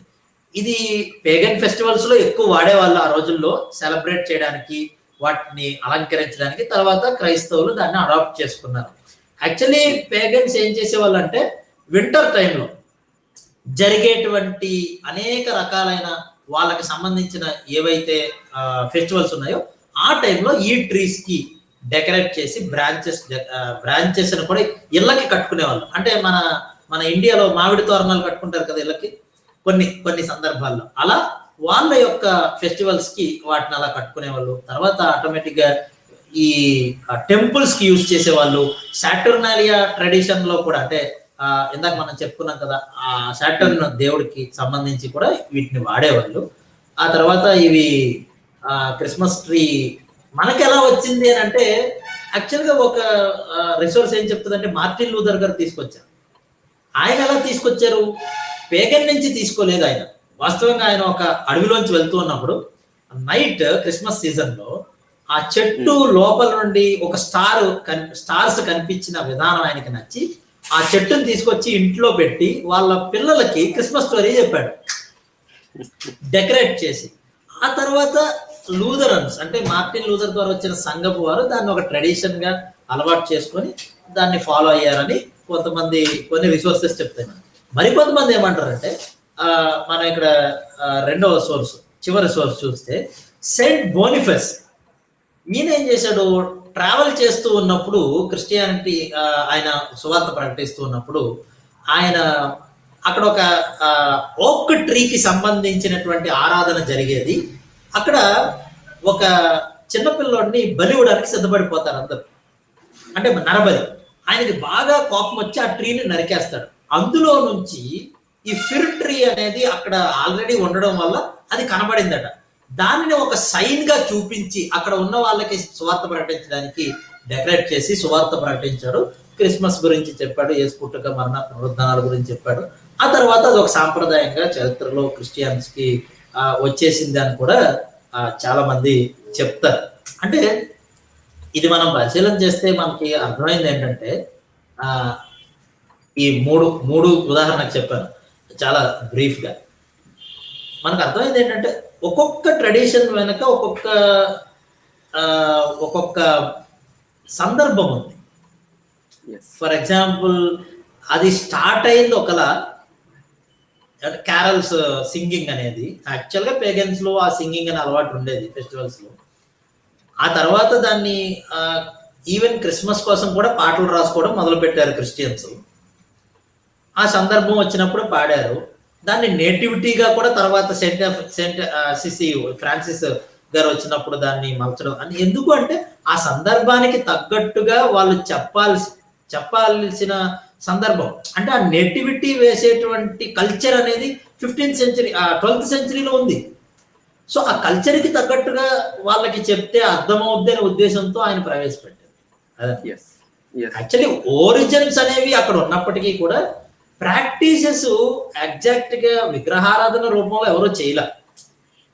ఈవెన్ ఇనీషియల్ గా చేసిన సందర్భాలు కొంతమంది కొన్ని చర్చెస్ ఉండొచ్చు కానీ బట్ టోటల్లీ అలా కాదు. అంటే మనం అనుకున్నట్లు కాదు. అలాగే కొన్ని అయితే మనం ఇప్పుడు చెప్పుకున్నట్లు క్రిస్మస్ తాత అయితే అసలు సంబంధమే లేదు. అంటే దానికి దీనికి సంబంధం. ఒక కార్టూన్ వేశారు. దానిని ఏం చేశారంటే యాక్చువల్‌గా క్రిస్మస్ తాతగా మార్చి ఇప్పుడైతే మనం ఏకంగా లేని పొట్టను పెట్టి రకరకాల సాంప్రదాయాలు. It's fun. యాక్చువల్లీ ఫన్ గురించి చేసేదే ఇదంతా. Yeah, nowadays. Wonderful. Wonderful. That's true. Very true. ఈ ట్రెడిషన్స్ వెనకాల చాలా స్టోరీస్ ఉన్నాయి. ఒక స్టోరీని మనం తీసుకొని ఇదే అని చెప్పలేనటువంటి పరిస్థితి. ఎందుకంటే యాహ్! కొన్ని వందల సంవత్సరాలుగా డెవలప్ అవుతూ వస్తున్నాయి. ఆ తర్వాత యెస్. క్రిస్టియన్ చర్చెస్ అడాప్ట్ చేసుకున్న విధానం చూస్తే అవి ఎక్కడి నుంచి వచ్చిందో కూడా మనకి తెలియకుండానే వీఆర్ యూజింగ్ దెమ్. అంటే ఇప్పుడు క్యారల్ యాహ్! సింగింగ్ మన ఇండియాలో చూసే విధానానికి అది ఎక్కడి నుంచి వచ్చిందో మనకు తెలియదు, కానీ we do it meaningfully centred around Christ and worshipping him. Yeah! నాకు ఎప్పుడు ఒక కూడా సార్ బాగా నచ్చే విషయం ఏంటంటే క్యారల్ సింగింగ్ లో most of the songs are actually worship songs, క్రీస్తుని ఆరాధిస్తున్నటువంటి పాటలుగా ఉండడం. ఆ తర్వాత యాక్చువల్లీ ఇంకొక ట్రెడిషన్ గురించి నేను మెన్షన్ చేస్తాను, ఆ తర్వాత ఒక క్వశ్చన్ అడుగుతాను. అదేంటంటే యాహ్! ఇండియాలో కూడా యాక్చువల్లీ ఒక కొన్ని ట్రెడిషన్స్ ఉన్నాయి. ఒక ట్రెడిషన్ ఏంటంటే బేసికలీ ఇల్లునంతా చదువుకొని కొన్ని చోట్ల మామిడి ఆకులు కట్టుకోవడము లాంటివి కూడా చేస్తున్నారు. సో యునిక్ గా ఐ థింక్ క్రిస్టియన్ క్రిస్టియానిటీ లేకపోతే క్రీస్తుని గురించినటువంటి వార్త ఎక్కడికి వెళ్తా ఉందో అక్కడికి వెళ్ళిన తర్వాత I think people when they accepted Christ వాళ్ళ కల్చర్ని విస్మరించకుండా కల్చర్తో పాటు క్రీస్తుని ఆరాధించడం నేర్చుకున్నారు, which is a very good thing. ఎందుకంటే కల్చర్ని పూర్తిగా క్రిస్టియానిటీ లాగేసుకుంటుంది లేకపోతే చెరిపేస్తుంది అన్నటువంటి అపవాదం లేకుండా యాక్చువల్లీ ఆ కల్చర్లోనే క్రీస్తుని ఐడెంటిఫై చేయడానికి క్రీస్తు గా వాళ్ళ కల్చర్ని కూడా ఎక్స్ప్రెస్ చేయడానికి ప్రయత్నం చేసినట్టుగా నాకు అనిపిస్తుంది. మీరేమంటారు దాని గురించి? Yes sir, that is true. Even అంటే ఇప్పుడు క్రిస్టియన్ గాస్పుల్ ఏదైతే ఉందో సువార్త రకరకాల ప్రపంచవ్యాప్తంగా దేశాలకు వెళ్ళినప్పుడు సువార్త ఒక దేశం నుండి వెళ్ళింది. తీసుకెళ్లిన వాళ్ళ కల్చర్ వేరు, అక్కడ ఉన్న వాళ్ళ కల్చర్ వేరు. ఇంకొకటి ఏంటంటే సువార్త డిఫరెంట్ కల్చర్స్ కి వెళ్ళింది, కానీ సువార్త ఒక కల్చర్ నుండి డెవలప్ అవ్వలేదు. అది దేవుని దగ్గర నుంచి వచ్చిన సువార్త అందరి కల్చర్స్ కి ఇవ్వబడింది. ఉదాహరణకి యూదులకు చెప్పబడినప్పుడు యూదులకు అర్థమయ్యే భాష, పదప్రయోగం, సాంప్రదాయాలు వాళ్ళ కల్చర్ని బట్టి చెప్తేనే వాళ్ళకి అర్థమవుతుంది. అందుకే పౌలు అంటారు నేను యూదులకు యూదుడును, రోమిలకు రోమియుడును. అంటే ఆయన అక్కడొక వేషం వేశారు, ఇక్కడొక వేషం వేశారు అని చాలా మంది మాట్లాడుతున్నారు, కానీ బయట దాని అర్థం అది కాదు. పౌలు గారు కూడా ఏం చెప్పారంటే రోమాపత్రిక రాసినప్పుడు రోమియుల కల్చర్ కి సంబంధించినట్లే రాశారు. ఆయన వర్డ్స్ ఆర్ కంప్లీట్లీ, అంటే ఆయన ఒక భాష పదప్రయోగం ఆయన చేసినప్పుడు, భావ వ్యక్తీకరణ చేసినప్పుడు అది అర్థం కావాలంటే ఆ కల్చర్కి తగ్గట్టుగానే చెప్పాలి. ఎట్ ద సేమ్ టైం సువార్త వెళ్ళినప్పుడు కూడా అదే విధంగా జరిగింది. ఈవెన్ సార్ కల్చర్స్ కూడా మిక్స్డ్ అవుతాయి, ఖచ్చితంగా మిక్స్ అవుతాయి ప్రతి దేశంలో. మన దేశమే మనం పరిశీలన చేస్తే 100 సంవత్సరాల క్రితం మనకున్న కల్చర్ ఏంటి? ద్రవిడియన్ కల్చర్ ఉండేది ఒకప్పుడు. ఆ తర్వాత ఇస్లామిక్ కల్చర్ని కొంత అడాప్ట్ చేసుకున్నాం మొఘలులు వచ్చిన తర్వాత. ఆ తర్వాత పోర్చుగీస్ వాళ్ళ కల్చర్ అడాప్ట్ చేసుకున్నారు కొంత, వాళ్ళు వచ్చిన తర్వాత డచ్ కల్చర్, బ్రిటిష్ కల్చర్, అదే వెస్టర్న్ కల్చర్ అంటాం మనం. ఇప్పుడు చైనీస్ కల్చర్ అంటే ఇంకా రకరకాల కల్చర్స్ అన్ని అడాప్ట్ చేసుకున్నాం మనం. అంటే ఈ అడాప్టేషన్ అనేది ఖచ్చితంగా అన్ని కల్చర్స్ లోనూ జరుగుతుంది. అందులో భాగంగానే ఒక మిషనరీ వెళ్ళినప్పుడు, లేకపోతే అక్కడ ఉన్నటువంటి సిచ్యువేషన్ లో ఎక్స్ప్లెయిన్ చేయాల్సి వచ్చినప్పుడు ఏర్పడినటువంటి సందర్భానుసహితమైనటువంటి ఆ సాంప్రదాయాలు. అందుకే కొన్ని సాంప్రదాయాలు ఆ దేశానికి పరిమితం, మన దేశంలో కనబడవు.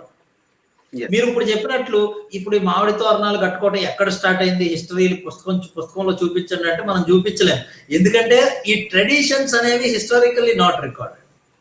అవి మౌఖికంగా చెప్పబడి డెవలప్ అయ్యి 50 సంవత్సరాల క్రితం ఒకలా స్టార్ట్ చేస్తే ఇప్పుడున్నటువంటి టెక్నాలజీ ప్రకారం అది మారిపోద్ది. అప్పుడు ఆకులు కట్టారు, ఇప్పుడు ఏం కడుతున్నాం? డెకరేషన్ కడుతున్నాం.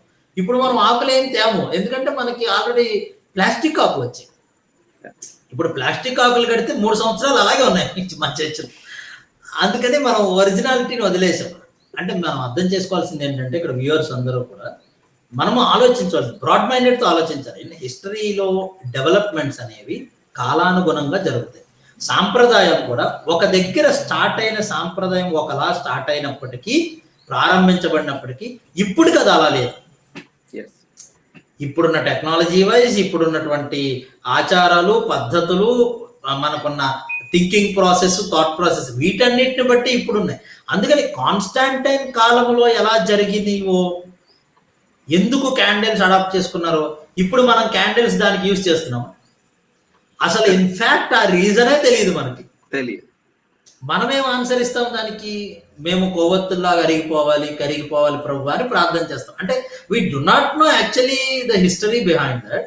ఆ కల్చర్ లో వాళ్ళు ఎందుకు వాడారు ఏంటనేది మన కల్చర్ లో. క్రిస్టియన్స్ ప్రస్తుతం లైట్ ని వాడేది definitely Jesus said he is the light of the world. Probably అంటే మన కల్చర్ లో ఉన్న దాన్ని మనం అలా కనెక్ట్ చేసుకున్నాం. అలాగే జర్మనీలో లూథర్ గారు ఆ టైంలో వాళ్ళ పిల్లలకి చెప్పడం కోసం ఆయన దాన్ని జస్ట్ హీ యూజ్ దట్. కాకపోతే అదొక ట్రెడిషన్ గా అయిపోయింది, ఎందుకంటే ఆయన ఒక నాయకుడు కాబట్టి, ఆయన leading figure in that church కాబట్టి అలా అయినవి కూడా. $1 million ప్రశ్న ఇప్పుడు మీకు అదేంటంటే, బైబిల్లో ఎక్కడైనా క్రిస్మస్ ని లేకపోతే ఇలాంటి ఫెస్టివల్స్ ని పాటించొద్దు అన్నట్టుగా రెండు వైపులకి కూడా మనకి కనిపించే మాటలు ఏవైనా ఉన్నాయా? సపోర్ట్ చేయడం కానీ లేదా చెయ్యొద్దు అని చెప్పడానికి కానీ ఏవైనా మాటలు బైబిల్ వర్సెస్ ఉన్నాయా అనేది ఒక ప్రశ్న. మేబీ నేను ఒక 2 వర్సెస్ చదువుతాను మీకోసం, ఎందుకంటే ఈ డిస్కషన్ లో ప్రాబ్లీ కొద్దిమంది కోట్ చేసేటటువంటి వచనాలు అవి. ఒకటి గలతీ పత్రిక 4:10 ఉన్నటువంటి మాట నేను చదువుతాను. సో ఇది చెయ్యకూడదు అని అనేవాళ్ళు జనరలీ ఈ వర్స్ ని కోట్ చేస్తున్నట్టు మనకు అనిపిస్తుంది. గలేషియన్స్ 4:10 మీరు దినాలు, మాసాలు, ఉత్సవాలు, సంవత్సరాలను ఆచరించుచున్నారు, మీ విషయమై నేను పడిన కష్టం వ్యర్థమైపోనేమో అని మిమ్మల్ని గూర్చి భయపడుతున్నానని పౌలు గలతీలతో అంటాడు. దినాలు, మాసాలు, వీటిని చెయ్యొద్దు అన్నట్టుగా. అయితే ఈ టెక్స్ట్ ని అంటే ఇది కాదు, అది ఓన్లీ క్రిస్మస్ సెలబ్రేషన్ గురించి మాట్లాడట్లేదు అని చెప్పేవాళ్ళు బహుశా రోమా పత్రిక 14వ అధ్యాయంలో ఒక వచనం ఉంది. రోమా పత్రిక 14వ అధ్యాయం 5-6 వచనాలు ఒకవేళ మీరు బైబిల్స్ తీయగలిగితే, ఒక దినము కంటే మరి ఒక్క దినము మంచి దినమని ఎంచుచున్నాడు, మరి ఒకడు ప్రతి దినమును సమానంగా ఎంచుచున్నాడు, ప్రతివాడు తన మటుకు తానే తన మనసులో రూఢీపరచుకొనవలెను, దినమును లక్ష్య పెట్టువాడు ప్రభు కోసమే లక్ష్య పెట్టుచున్నాడు, తినివాడు దేవునికి కృతజ్ఞతాస్తుతులు చెల్లించుచున్నాడు గనుక ప్రభు కోసమే తినుచున్నాము, తిననివాడు ప్రభు కోసము తినుట మాని దేవునికి కృతజ్ఞతాస్తుతులు చెల్లించుచున్నాడు. మనలో ఎవడును తన కోసమే బ్రతకడు, ఎవడును తన కోసమే చనిపోడు. సో బేసికలీ అక్కడ ఇట్ లుక్స్ లైక్ ఇండివిజువల్ కి వదిలేసినట్టుగా అనిపిస్తా ఉంది. సో ఆ రెండు టెక్స్ట్ చూసిన తర్వాత అంటే బైబుల్ దీన్ని ఖండిస్తుందా ఈ ఆచారాన్ని, లేదా దీన్ని ప్రోత్సహిస్తుందా అనే ప్రశ్న మనం చూద్దాం. Especially in the light of 2 big questions that we discussed. అంటే ఆ డేట్ అరౌండ్ ఉన్నటువంటి ఇష్యూస్ కానీ, ఆ తర్వాత డెవలప్ అయిన ఈ ట్రెడిషన్స్ ని కానీ దృష్టిలో పెట్టుకుంటే అసలు క్రిస్మస్ జరుపుకోవాలా వచ్చే అవకాశం ఉంది. ఆల్రెడీ మన ఫేస్బుక్ యూజర్ కూడా అడుగుతున్నారు, yes మనం పాటించవచ్చా లేదా సార్ అని అడుగుతున్నారు. ప్రతి సంవత్సరము ఈ సీజన్ లో ఖచ్చితంగా వచ్చే ప్రశ్నే ప్రతి విశ్వాసికి, సేవకులకు, సంఘాలకు, ఎస్పెషలీ మన ఇండియాలో తెలుగు రాష్ట్రాల్లో. ఓకే రైట్, స్ట్రైట్ అవే అడ్రస్ చేద్దాము. నేను ఇక్కడ again I will screen share చేస్తాను, చూడండి. ఐ విల్ డిస్కస్ బ్రీఫ్గా. ఇదే కదా మన ప్రశ్న ఇప్పుడు, క్యాన్ వి సెలబ్రేట్? అలాగే మీరు అడిగిన వాక్య భాగాలు కూడా. అయితే మీరు ఆల్రెడీ మీ ఒపీనియన్ చెప్పారు. ఇందులో కూడా 2 ప్రతిపాదనలు ఉన్నాయి సార్. ఒకటి we can celebrate, 2 we cannot celebrate. మనం జరుపుకోవచ్చు, జరుపుకోవచ్చు. ఇప్పుడు నేను ఏం చేస్తానంటే జరుపుకోవచ్చు అవును అనే వాళ్ళు ఎందుకు జరుపుకోవచ్చు అంటున్నారో చెప్తాను. జరుపుకోవచ్చు అనే వాళ్ళు ఏమడుగుతారనంటే, జరుపుకోవద్దు అంటున్నారు కదా, వాళ్ళని అడుగుతారు జనరల్గా, నేను కాదు, వాళ్ళు అడుగుతారు. ఒకవేళ మీరు జరుపుకోవద్దు, సరే ఇది పేగన్ ఆరిజిన్ అది ఇది అంటున్నారు కదా, మరి వీటి సంగతి ఏంటి? ఇప్పుడు రోజులు ఎలా వచ్చాయి, వారాలు ఎలా వచ్చాయి, సోమవారం, బుధవారం, గురువారం, అలాగే మిగతా చాలా కస్టమ్స్, మనం ఇప్పుడు మనకున్నటువంటి ఆచారాలు ఇవన్నీ ఎక్కడి నుంచి వచ్చాయి? ఇవన్నీ అక్కడి నుంచి వచ్చాయి, గ్రీకులు, రోమియోల నుండి వచ్చాయి. అలాగే క్యాండిల్స్ క్యాథలిక్ల ద్వారా వచ్చాయి. చర్చ్ వెడ్డింగ్స్, మనము వివాహానికి సంబంధించిన ఆచారాలన్నీ ఎక్కడి నుంచి వచ్చాయి? బైబిల్లో ఉన్నాయా? లేవు కదా. చర్చ్ ఫ్యూనరల్స్, మనం ఇవన్నీ ఎక్కడి నుంచి వచ్చాయి? ఎక్కడో దగ్గర పుట్టుకొని వచ్చాయి, ఇవన్నీ బైబిల్లో లేవు. మరి వీటిని ఏం చేయాలి? అది ఓకే జరపద్దు అంటున్నారు, మరి ఇవన్నీ కూడా జరపకూడదు కదా అనేది అవును అనే వాళ్ళ ప్రశ్న. అలాగే ఇంకా వాళ్ళ ప్రశ్నలు ఏంటంటే, ఇవన్నీ అన్ని మూలాలే కదా, ఇది ఒక పాయింట్. రెండవ పాయింట్ ఏంటంటే, what about these things? Denominational origins లో కొన్ని వచ్చాయి సంఘ చరిత్రలో. సండే స్కూల్ అని, ఆర్ఫన్ హోమ్స్ అని, నైట్ వర్షిప్స్ అని, ఆల్ నైట్ వర్షిప్స్ అని, వెడ్నెస్డే నైట్ అని, ఇంకా లెంట్ అని, ఇంకా చాలా ఉన్నాయి, ఇక్కడ లిస్ట్ లో పెట్టలేదు. Bus ministries, church related colleges, ఇవన్నీ బైబిల్లో చేయమని ఎక్కడ ఉన్నాయి? లేవు కదా, అవి పుట్టుకొచ్చినవే కదా చరిత్రలో, సంఘ చరిత్రలో. ఇంకేమంటారంటే, అలా అనుకుంటే మనం వాడే మైక్రోవేవ్స్, టీవీలు, రేడియోలు, హీటర్స్, ఏసీలు, ఫోన్స్, ఇవన్నీ కూడా ఒకవేళ అన్యమత ఆరిజన్స్ లేకపోతే వరల్డ్లీ ఆరిజిన్ అని మనం అనాలనుకున్నట్టే, వాటన్నిటిని వదిలేయాలంటే మనం 100 సంవత్సరాలు ముందుకెళ్ళాలి, లేదా 1000 సంవత్సరాలు ముందుకెళ్ళి బ్రతకాలి. అది కుదురుద్దా? కుదరదు. కాబట్టి అలాగే చరిత్రలో భాగంగా ఈ ట్రెడిషన్స్ అనేవి వచ్చాయి. ఆ ట్రెడిషన్స్ ఏమండి మనము అడాప్ట్ చేసుకున్నాము, బట్ మనమైతే యాక్చువల్గా ఆ ఉద్దేశంతో చేయట్లేదు కదా. విగ్రహారాధన కానీ లేకపోతే లేదా వేరే ఉద్దేశంతో కానీ చేయట్లేదు. దేవుణ్ణి జ్ఞాపకం చేసుకుంటున్నాము. మన ఆచారం ఏదైనప్పటికీ కూడా మన ఉద్దేశం అది కానప్పుడు అందులో తప్పేముంది అనేది మొదటి అభిప్రాయం. చేసుకోవచ్చు, చేసుకోవాలి అనే వాళ్ళ అభిప్రాయం. అంటే ఎవరైతే చేసుకోకూడదు అని అంటున్నారో వాళ్ళ వాదన ఇది. మీరు అడిగారు కదా సార్, గలతీ పత్రిక 4వ అధ్యాయం 10-11 వచనాలు సార్ చదివారు. బ్రదర్ చదివినట్లుగా మీరు దినములను, మాసములను, ఉత్సవ కాలములు సంవత్సరంలో ఆచరించుతున్నారు.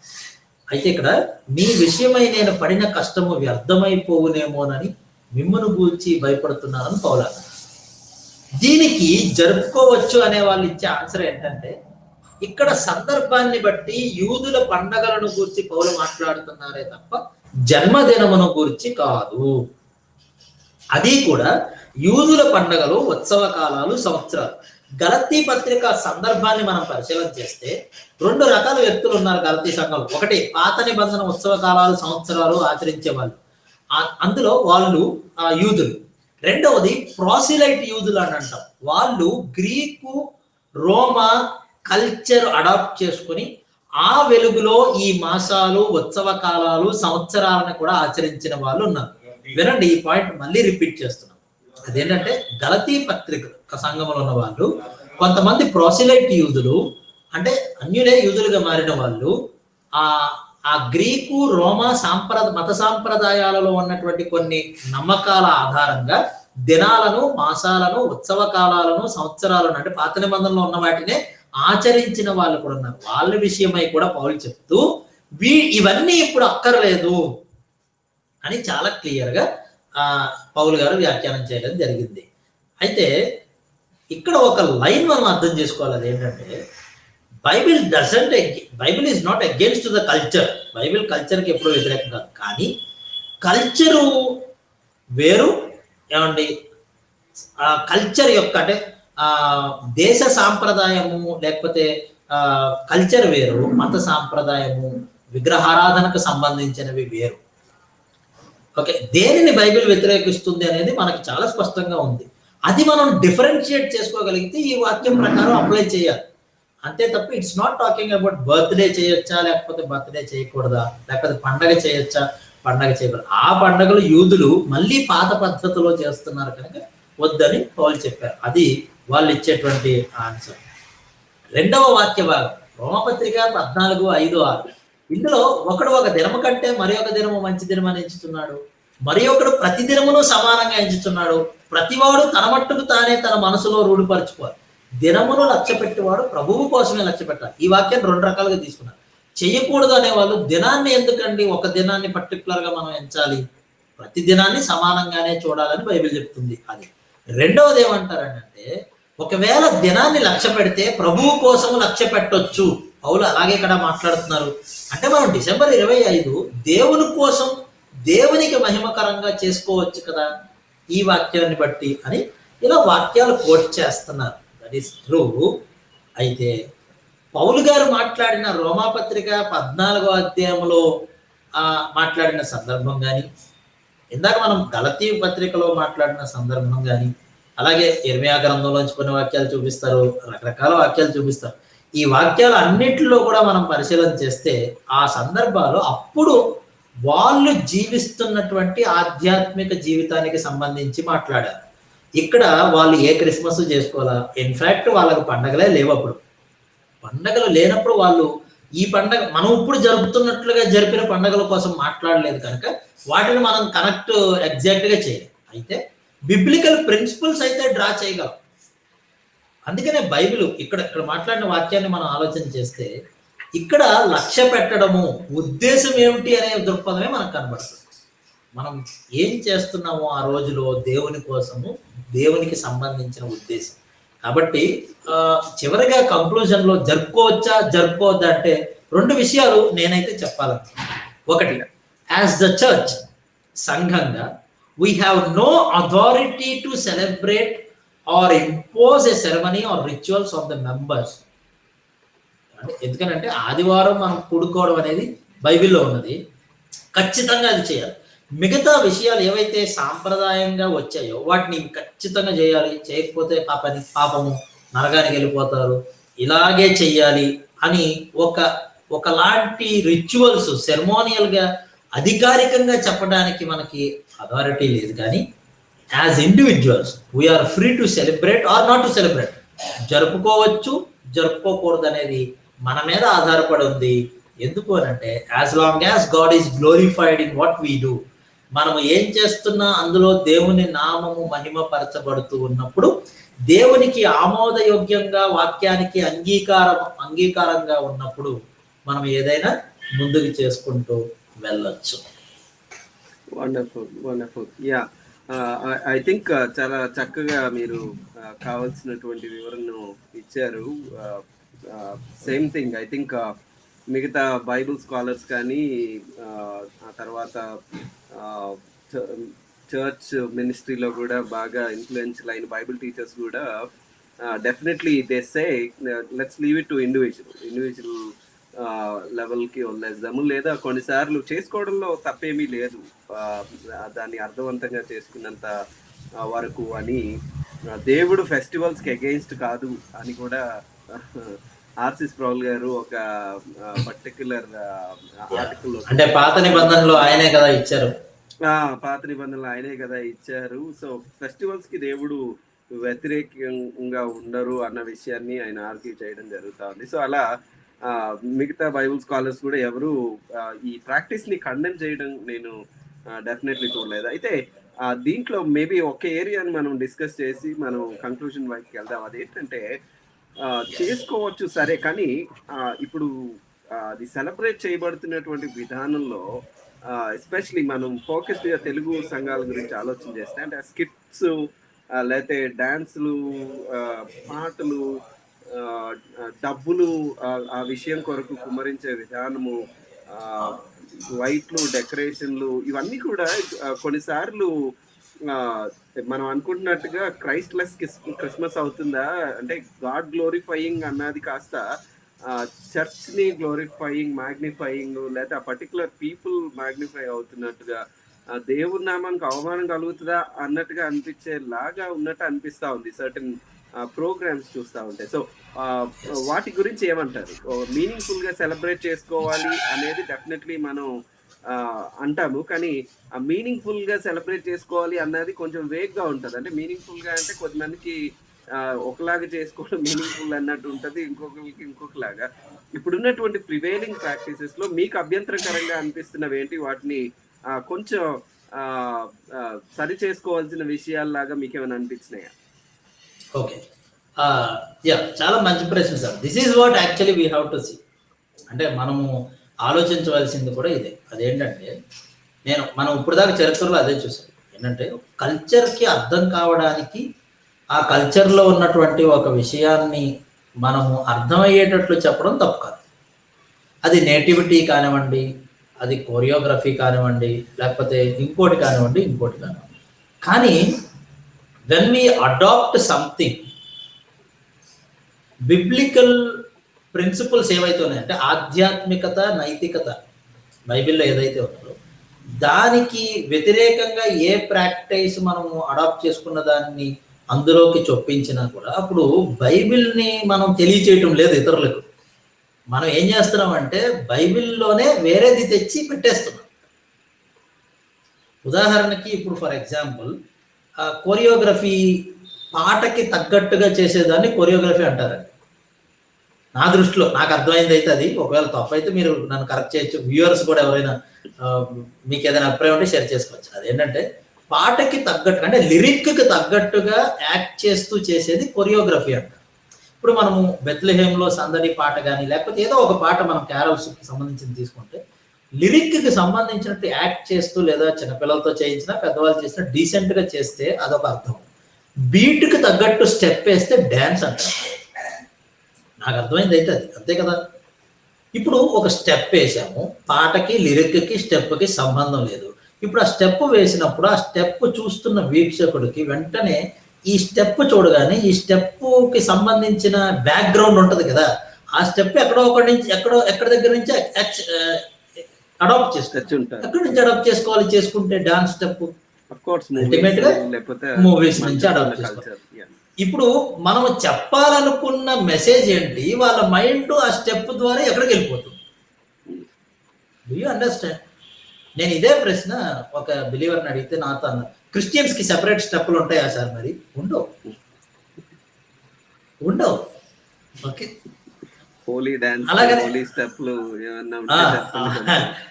అదే అంటే ఇప్పుడు అదే నేను అంటున్నాను ఏమిటంటే ఇప్పుడు ఈవెన్ ఒక ప్రోగ్రామ్ కండక్ట్ చేస్తే చాలా చోట్ల చూస్తాం 3 hours ప్రోగ్రామ్ ఉంటే టోటల్ ప్రోగ్రామ్ స్కిట్స్ డాన్స్ అన్ని entertainment everything is going on.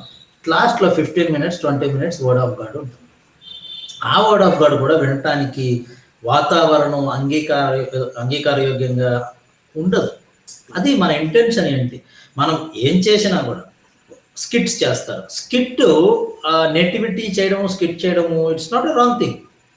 ఒక కథ రూపంలో, కథనం రూపంలో మన కల్చర్ పీపుల్కి అర్థమయ్యేటట్లు మనం చెప్పాలనుకోవడం తప్పేం కాదు. కానీ అందులో ఏం చెప్తున్నామో ఏం రీచ్ అవుతుంది అనేది మ్యాటరా, ఎంత జోక్స్ చేసాము, ఎంత ఎంజాయ్ చేశారు, ఎంత నవ్వుకున్నారు అనేది మ్యాటరా. That we have to and how it is being practised, ఏ విధంగా జరుగుతుంది. అలాగే మీరు అడిగారు కదా ఎంత ఖర్చు పెడుతున్నాం ఒక స్టేజ్ డెకరేషన్కి కానీ, లేకపోతే అంటే ఇంత ఖర్చు పెట్టాలా ఇంత ఖర్చు పెట్టకూడదని బైబిల్లో ఉందని సార్ అంటే నేను చెప్పలేను. That's not, we are not here to decide that. But ఎంత అంగీకారంగా మనం అంటే ఇప్పుడు యేసుక్రీస్తు పుట్టినరోజు కంటూ ఒక విలువ ఉన్నది ఖచ్చితంగా. ఆయన ఈ భూలోకానికి రావడానికి గల ఉద్దేశం ఉంది. ఆ ఉద్దేశాన్ని తెలియచేయడానికే కదా ఇవన్నీ చేస్తుంది ఏ సాంప్రదాయమైనా. ఒకవేళ నిజంగా మనము చేస్తున్న ట్రెడిషనల్ సాంప్రదాయాలు కానివ్వండి, స్కిట్స్ కానివ్వండి, కొరియోగ్రఫీస్ కానివ్వండి, ఇంకోటి కానివ్వండి, ఏదైనా చెప్పండి. క్రిస్మస్ తాత వేషం వేయండి, మీరు ఏదైనా వేయండి, చేయొద్దని అడిగితే మీరు ఏం చేసినా మెసేజ్ తెలియచేస్తే మీనింగ్ ఉంది. అదే కదా ఆయన ఇప్పుడు గొర్రెల కాపరులు చూసి వెళ్ళారండి, అందరికీ చెప్పేశారు, ప్రచురించారు, రైట్? వాళ్ళు ప్రచురించిన విధానం వాళ్ళకి తెలిసినట్లు, మనం ప్రచురించాలనుకుంటున్న విధానం మనకి తెలిసినట్లు. మనకి తెలిసిన విధానంలో ప్రచురింపబడుతుందా లేక ఇంకేమన్నా జరుగుతుందా? జస్ట్ ఒక ఆత్మ పరిశీలన చేస్తే జరుపుకోవచ్చా లేదా, చెయ్యొచ్చా లేదా, చేస్తే అలా చెయ్యాలి, ఏ విధంగా చేస్తే మీనింగ్ఫుల్ అనేది అందరికీ అర్థమయ్యే అంశం. దానికి ఖచ్చితంగా నేను ఆన్సర్ ఇవ్వక్కర్లేదు, తిమోతి గారు ఖచ్చితంగా ఎస్ ఆర్ నో అని ఇప్పుడు స్టాంప్ వేయాల్సిన అవసరం లేదు. అదేంటంటే మనం అదే మీనింగ్ఫుల్ అని మీరు అడిగారు కదా, దానికి నేను ఇచ్చిన ఉదాహరణ. That is the thing we have to see అండి. కానీ కొన్నిసార్లు చూస్తూ ఉంటే అంటే ఇలా కొన్ని డైరెక్ట్గా చెప్పలేం కానీ, బట్ ఒక మాట అయితే చెప్పాలి. ఏమిటి అంటే తేడా కనబడటం లేదు. ఇది క్రిస్మసేనా అనిపించేటట్లుగా క్యారల్స్ ఉన్నాయి. వీక్షకులకి ఎక్కువ అర్థమైందని అనుకుంటున్నా. ఎక్కువ ఇంకా చెప్పట్లా లైవ్ డిస్కషన్లో. క్రిస్మసేనా అన్న ప్రశ్న రాకూడదు. ఇది క్రిస్మసే, యేసు లోకానికి వచ్చారు విమోచనార్థమై అనేది అందులో ప్రెసెంట్ అయితే క్రిస్మస్ అని అర్థమవుతుంది.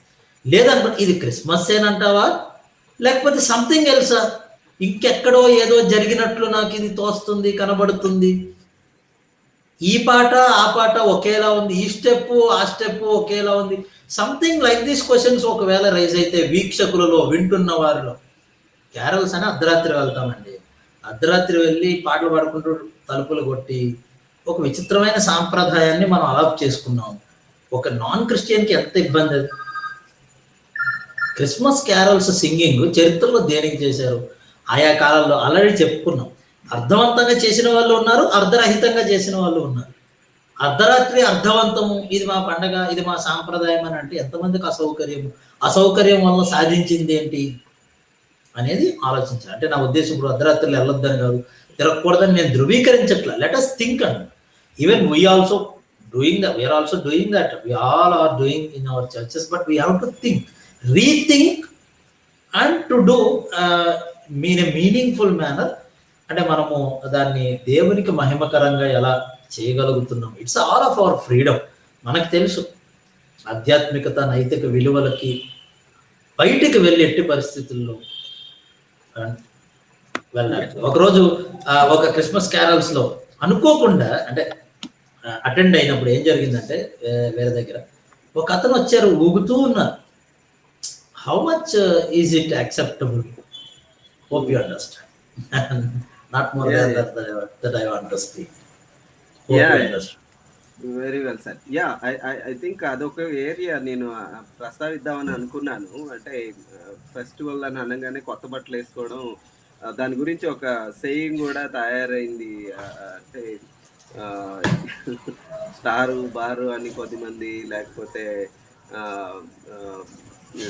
నోటి పని, ఇంటి పని, ఒంటి పని అని బట్టలు, లేకపోతే పిండి వంటల వ్యవహారాలు, ఇవన్నిటి గురించి అంటే మన కల్చర్లో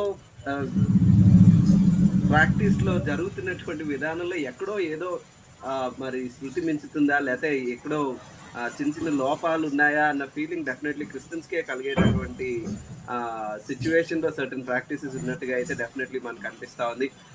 అయినప్పటికీ కూడా we have freedom to celebrate Christmas అన్నది we want to make it very clear. ఒకవేళ అది సెలబ్రేట్ చేసుకోవాల్సిన అవసరం లేదు, we don't want to do అంటే మనం వాళ్ళని జడ్జ్ చేయాల్సిన అవసరం లేదు. అట్ ద సేమ్ టైం చేసుకునే వాళ్ళని కూడా జడ్జ్ చేయాల్సినటువంటి అవసరం లేనటువంటి విషయం ఇది. ఎందుకంటే it's a matter of charity తోటి మనం వ్యవహరించవలసినటువంటి విషయం. ఎందుకంటే బైబుల్ క్లియర్గా దీన్ని ఖండన చేయట్లేదు, అలాగే దీన్ని ఎండోర్స్ చేయట్లేదు అన్న విషయాన్ని గురించి మనం చూసాం. ఈ పర్టికులర్ డేని మనం గాడ్ గ్లోరిఫైయింగ్ వేలో డెఫినెట్లీ వాడచ్చు. ఒక విధంగా ఆల్రెడీ ఆ ట్రెడిషన్ సెట్ అయిపోయింది కాబట్టి దాన్ని ఎట్లా మీనింగ్ఫుల్లీ సెలబ్రేట్ చేసుకోవచ్చు అన్నది ఆలోచిస్తే బాగుంటుంది అనేది ఒక అభిప్రాయం. ఎస్పెషలీ కల్చర్స్లో ఏ కల్చర్ తీసుకున్నా సరే ఫెస్టివల్స్ అనేవి చాలా కీ కల్చరల్ ఆస్పెక్ట్స్. అవి అవసరం ఒక కల్చర్లో పీపుల్ని యునైట్ చేయడానికి, ఆ పీపుల్ని లైటన్ చేయడానికి, జాయ్ స్ప్రెడ్ చేయడానికి ఫెస్టివల్స్ అన్నవి చాలా కీలకమైనవి. మన ఇండియాలో ఫెస్టివల్ సంఖ్య చూస్తే మనకు అర్థమవుతుంది అసలు ఫెస్టివల్స్ యొక్క వ్యవహారం. So they bring special joy and attitude to life. కాబట్టి ఫెస్టివల్స్కి అగెయిన్స్ట్గా ఉండవలసిన అవసరం ఏమీ లేదు. But at the same time we want to see whether we are celebrating our festivals in the spirit and in the light of the scriptures అనేది చూడవలసిన అవసరం ఉంది మన అందరికీ. బ్రదర్ ఇంకేమన్నా క్లోజింగ్ రిమార్క్స్ చెప్తారా ఆఫ్టర్ దట్? యా, ఇంకోటి ఏంటంటేనండి, కేవలం క్రిస్మస్ రోజునే దేవుణ్ణి ఆరాధన చేయాలి, దేవుని సువార్త ప్రకటించాలనే నియమం మనకి బైబిల్. మనకి ప్రతి దినము కూడా మనము యేసుకు సాక్షిగానే బ్రతకాలి. ఎవ్రీడే ఆ స్పృహ అనేది కలిగి ఉండాలి. కానీ పర్టికులర్గా ఏదో సీజన్లోనే నేను చెప్తాను అనేది కాదు. ఒక పాస్టర్ గారు ఒకసారి ఇలా చెప్పారు, అదేంటంటే ఇంటి పైన స్టారు, ఇంట్లో వారు, ఇంటి బయట వారు అన్నాడు. ఏదో సరదాగా. ఆ దృక్పథంలో ఎట్టి పరిస్థితులు ఉండకూడదు. సరే, ఇంట్లో బార్స్ అనేవి ఎవరి దగ్గర ఉండవనుకోండి, కానీ ఉంటే ఒకవేళ వాళ్ళు క్రైస్తవులు కాదు. కానీ అంటే మనం decorations, everything is okay, star, everything is okay, but life style, that is more important. Life style according to the word of God, ప్రతిరోజు క్రీస్తుని మనం చూపించడం. అందుకే యేసుప్రభు ఏమన్నారు, మీరు లోకానికి వెలుగై ఉన్నారు అంటే అర్థం ఏమిటి? కొంచెం కింద పెట్టరు, మంచం కింద పెట్టరు, దీపస్తంభం మీద పెడితే ఆ క్రియలు కనబడతాయి. అంటే ఎవ్రీ డే, ఎవ్రీ మూమెంట్. ఫైనల్గా ఒక మాట చెప్పాలి, ఎవ్రీ క్రిస్టియన్ అండి 3 చోట్ల తన పాత్రని పోషించాలి ప్రతిరోజు. ఒకటి సంఘంలో, ఎందుకంటే దేవుడు రక్షించి ఒక సంఘాన్ని ఇచ్చాడు. స్థానిక సంఘంలో మనం పాత్రను పోషించాలి, మన క్రియలను చూపించాలి, అర్థవంతమైన జీవితాన్ని బ్రతకాలి. 2 కుటుంబాన్ని ఇచ్చాడు దేవుడు, ఆ కుటుంబంలో బాధ్యతాయుతంగా బ్రతకాలి. 3 సమాజాన్ని ఇచ్చాడు. అంటే నేను విశాఖపట్నంలో పుట్టాను, నేను నాకంటూ చుట్టూ ఒక సమాజం ఉంది. అలాగే ఒక ఉద్యోగాన్ని ఇచ్చాడు దేవుడు, లేదా ఒక పని ఇచ్చారు దేవుడు. అక్కడ ఎక్కడైతే ఉంటామో అక్కడ మనము యేసుక్రీస్తుని సాక్షిగా బ్రతకాలి. అదే కదా యేసుప్రభు ఇచ్చిన ప్రధాన ఆజ్ఞ, సమస్త జనులను శిష్యులుగా చేయండి, నాకు సాక్షులుగా భూదిగంతముల వరకు. అది నెరవేరుతున్నంత వరకు ఒక రకంగా చెప్తే రోజు క్రిస్మసే. అదే కదా మనం కన్వే చేసే మెసేజ్ ఈస్ అండ్ యాక్చువల్లీ క్రీస్తుని ఆరాధించడం. ఆరాధన అంటే అదే ఏంటంటే ఆయనకి సంపూర్ణంగా సమర్పించుకోవడం. సో మనం అది చేస్తూ ఉన్నప్పుడు పర్టికులర్గా ఒక డే అనేది కాదు, బట్ ఒక అంటే వరల్డ్ వైడ్ యాక్సెప్ట్ చేయబడినటువంటి ఒక హాలిడే కాబట్టి ఆ హాలిడేని సైలెంట్గా ఇంట్లో కూర్చోవడం కంటే ఒక ఆరాధన జరపడం, దేవునికి కృతజ్ఞత చెప్పడం, దేవుణ్ణి ఆరాధించడం, వాక్యాన్ని ధ్యానించడం, మరికొంతమందికి తెలియచేయడం, ఇలాంటి కార్యక్రమాల్లో అది అర్థవంతమే కదా, కాదంటారా? ఆలోచన చేయాలి. అయితే ఎవరైతే జరపకూడదు, ఉపవాసాలు అంటాం మేము ఈ టైంలో అనేవాళ్ళు చాలా మందిని మనం ఒకవేళ పరిశీలన చేసి విమర్శించడానికి కాదు, కానీ ఇది అన్య సాంప్రదాయము మేము జరపము, ఓకే. మరి ముహూర్తాలు చూడడము, లేకపోతే జాతకాలు చూడడము, లేకపోతే ఇంకొకటి చేయడము, ఇల్లు కట్టుకున్నప్పుడు, పెళ్ళిళ్ళు చేసుకున్నప్పుడు ఎన్ని పాటిస్తాం, అవన్నిటి సంగతి ఏంటి? మరి ఆలోచన చేయాలి. అంటే ఇక్కడ విమర్శించడానికి కాదు. So there are many. ఏది ఎలా అని ఎలా డిసైడ్ చేసుకోవాలంటే ఒకటే, ఏంటంటే మనకి దేవుడు ఇచ్చిన ఫ్రీడంలో ఒక్క పాయింట్ మిస్ అవ్వకూడదు. ఏంటంటే బైబిల్లో ఉన్న ఆధ్యాత్మిక నైతిక విలువలకు, సూత్రాలకు వ్యతిరేకంగా ఏది చేయడానికి. That's what is my conclusion. Very well said. Viewers, మీరు పార్టిసిపేట్ చేసినందుకు, మీ క్వశ్చన్స్ కొరకే మీకు వందనాలు. ఇంకా ఏమైనా క్వశ్చన్స్ కనుక ఉంటే మీరు కైండ్లీ మాకు తెలియజేయండి. ముందుకు వెళ్ళి ఎనీవే, ఫైనల్ గా నేను కూడా it's really honour to actually participate in this discussion along with you sir, Timothy గారితో, అలాగే జాన్ గారికి కూడా నా హృదయపూర్వక ధన్యవాదాలు. ఆర్టీఎఫ్ టీం వాళ్ళందరికీ కూడా, అలాగే వ్యూవర్స్ అందరికీ హృదయపూర్వక ధన్యవాదాలు. మీరు చాలా డీపర్ స్టడీ తోటి చక్కగా ట్రెడిషన్స్ అన్నిటినీ మాకు ప్రెజెంట్ చేసినందుకు వాటన్నిటి కొరకే వందనాలు. బట్ ఒక విషయంలో సారీ, కొంచెం బ్రాడ్ గా ఎక్కువసేపు తీసుకొని ఉంటాను సెషన్ ని. ఎందుకు అలా అంటే పీపీటీ చేయాలనుకున్నాము అని అంటే, ఏదో ఒక వ్యూకి మాత్రమే స్టిక్ అయ్యి టోటల్ హిస్టారికల్ పాయింట్ ఆఫ్ వ్యూలో చూడకపోవడం. హిస్టరీ అనేది చరిత్రలో టోటల్ వ్యూ చూడగలగాలి. అలా చూసినప్పుడు మనకు పెద్ద సమస్య అనిపించదు. మనం వేసే ప్రశ్న దానికి స్పష్టంగా సమాధానం అనేది. మీరు యాక్చువల్లీ చేసింది మంచికి చేశారు, అలా చేయడం అవసరము, అంత విపులంగా డిస్కస్ చేయడం ఐ థింక్ మనటువంటి టైం లిమిట్స్ లో మనం చేయగలిగాము. చాలా సంతోషం. మీరు అంత కష్టపడ్డందుకు మీకు వందనాలు. మరి డెఫినెట్లీ అదంతా హెల్ప్ఫుల్ గా ఉందని భావిస్తున్నాను, ఎస్పెషల్లీ పీపీటీలు. ఆ తర్వాత వ్యూవర్స్ కి ఒక చిన్న అనౌన్స్మెంట్, అదేంటంటే ప్రస్తుతం చారిత్రాత్మక క్రైస్తవ విశ్వాసానికి సంబంధించినటువంటి సిరీస్ ఒకటి జరుగుతా ఉంది. డాక్టర్ జేమ్స్ తానేటి గారు దాన్ని తీసుకుంటున్నారు. క్రీడ్స్, కన్ఫెషన్స్ అండ్ ఇంప్లికేషన్స్ అనే టాపిక్ పైన ప్రస్తుతం బుధవారం రోజు అంటే సారీ మంగళవారం రోజు రేపు సాయంత్రం 7 గంటలకి లైవ్ లో మరి ఆ ప్రోగ్రామ్ కూడా మీరు వీక్షించాలని ప్రభు పేరట మనవి చేస్తా ఉన్నాం. ఆర్టీఎఫ్ పరిచర్య కొరకు ప్రార్థన చేస్తా ఉండండి. ఇలాగ పార్టిసిపేట్ చేస్తూ మీ వ్యూస్ తెలియజేయండి. ఇంకా మీరు భవిష్యత్తులో వినాలనుకుంటున్నటువంటి, మేము అడ్రస్ చేయాలనుకుంటున్నటువంటి ఇష్యూస్ ఏమైనా మీకు ఇవి ప్రెస్సింగ్ ఇష్యూస్ అని అనుకుంటే you can suggest. We are eager to hear from you. ప్రభు చిత్తం అయితే మీరు వినాలనుకుంటున్నటువంటి ఎపిసోడ్స్ని కూడా మేము తీసుకుని వాటిని కూడా డిస్కస్ చేయాలని అనుకుంటున్నాము. మీరు ప్రస్తుతం రేపు జరగనైనటువంటి లైవ్ డిస్కషన్కి సంబంధించినటువంటి ఫ్లయర్ చూస్తూ ఉన్నారు. సో దాంట్లో జాయిన్ అవ్వాలని ప్రభు పేరట మనం చేస్తా ఉన్నాము. Thank you for joining us. చివరి ప్రార్థన చేసుకొని మనం ముగించుకుందాం. బ్రదర్ పోరస్ గారు, would you like to say short prayer? ప్రార్థన చేసుకుందాం. పరలోకమందున మా తండ్రి, మీకు వందనాలు ప్రభా. ఈ యొక్క డిస్కషన్ అంతా కూడా మేము ఈ రకంగా జరిగించుకోవడానికి మీరు ఇచ్చిన కృపను బట్టి మీకు స్తోత్రాలు ప్రభా. మేము ఏ విధంగా ఇవన్నీ వచ్చాయో విన్నాము, ఏ విధంగా మేము చేయాలో కూడా మేము డిస్కస్ చేసాం. అర్థవంతంగా మీ నామానికి మహిమార్థకరంగా ప్రతిరోజు మేము బ్రతకగలిగే కృపను భాగ్యాన్ని మాకు ఆర్టీఎఫ్ వారు చేస్తున్న పరిచర్యను ఇంకను దీవించండి. వీక్షకులు, వారి సంఘాలకు, వారి కుటుంబాలకు, వారి సమాజానికి ఆయన 100% న్యాయం చేస్తూ ఆధ్యాత్మికంగా, నైతికంగా జీవన విధానంలో మీ చిత్తానుసారంగా జీవించి ఆ కృపలో మేమందరం ముందు కొనసాగే కృపనిమ్మని ఈ మంచి సమయాన్ని బట్టి మీకు స్తోత్రాలు చెల్లిస్తూ యేసుక్రీస్తు పరిశుద్ధ దివ్యనామమున ప్రార్థన చేస్తున్నాం తండ్రి. ఆమేన్. ఆమేన్. Thank you very much brother. Episode వచ్చేవారు మళ్ళీ కలుద్దాం. Thank you viewers for joining. ఇంకా ఏమైనా విషయాలు మీరు తెలుసుకోవాలనుకుంటే kindly interact with us in the comment section on YouTube and also on Facebook. Thank you. God bless you all and have a great Christmas season and happy Christmas.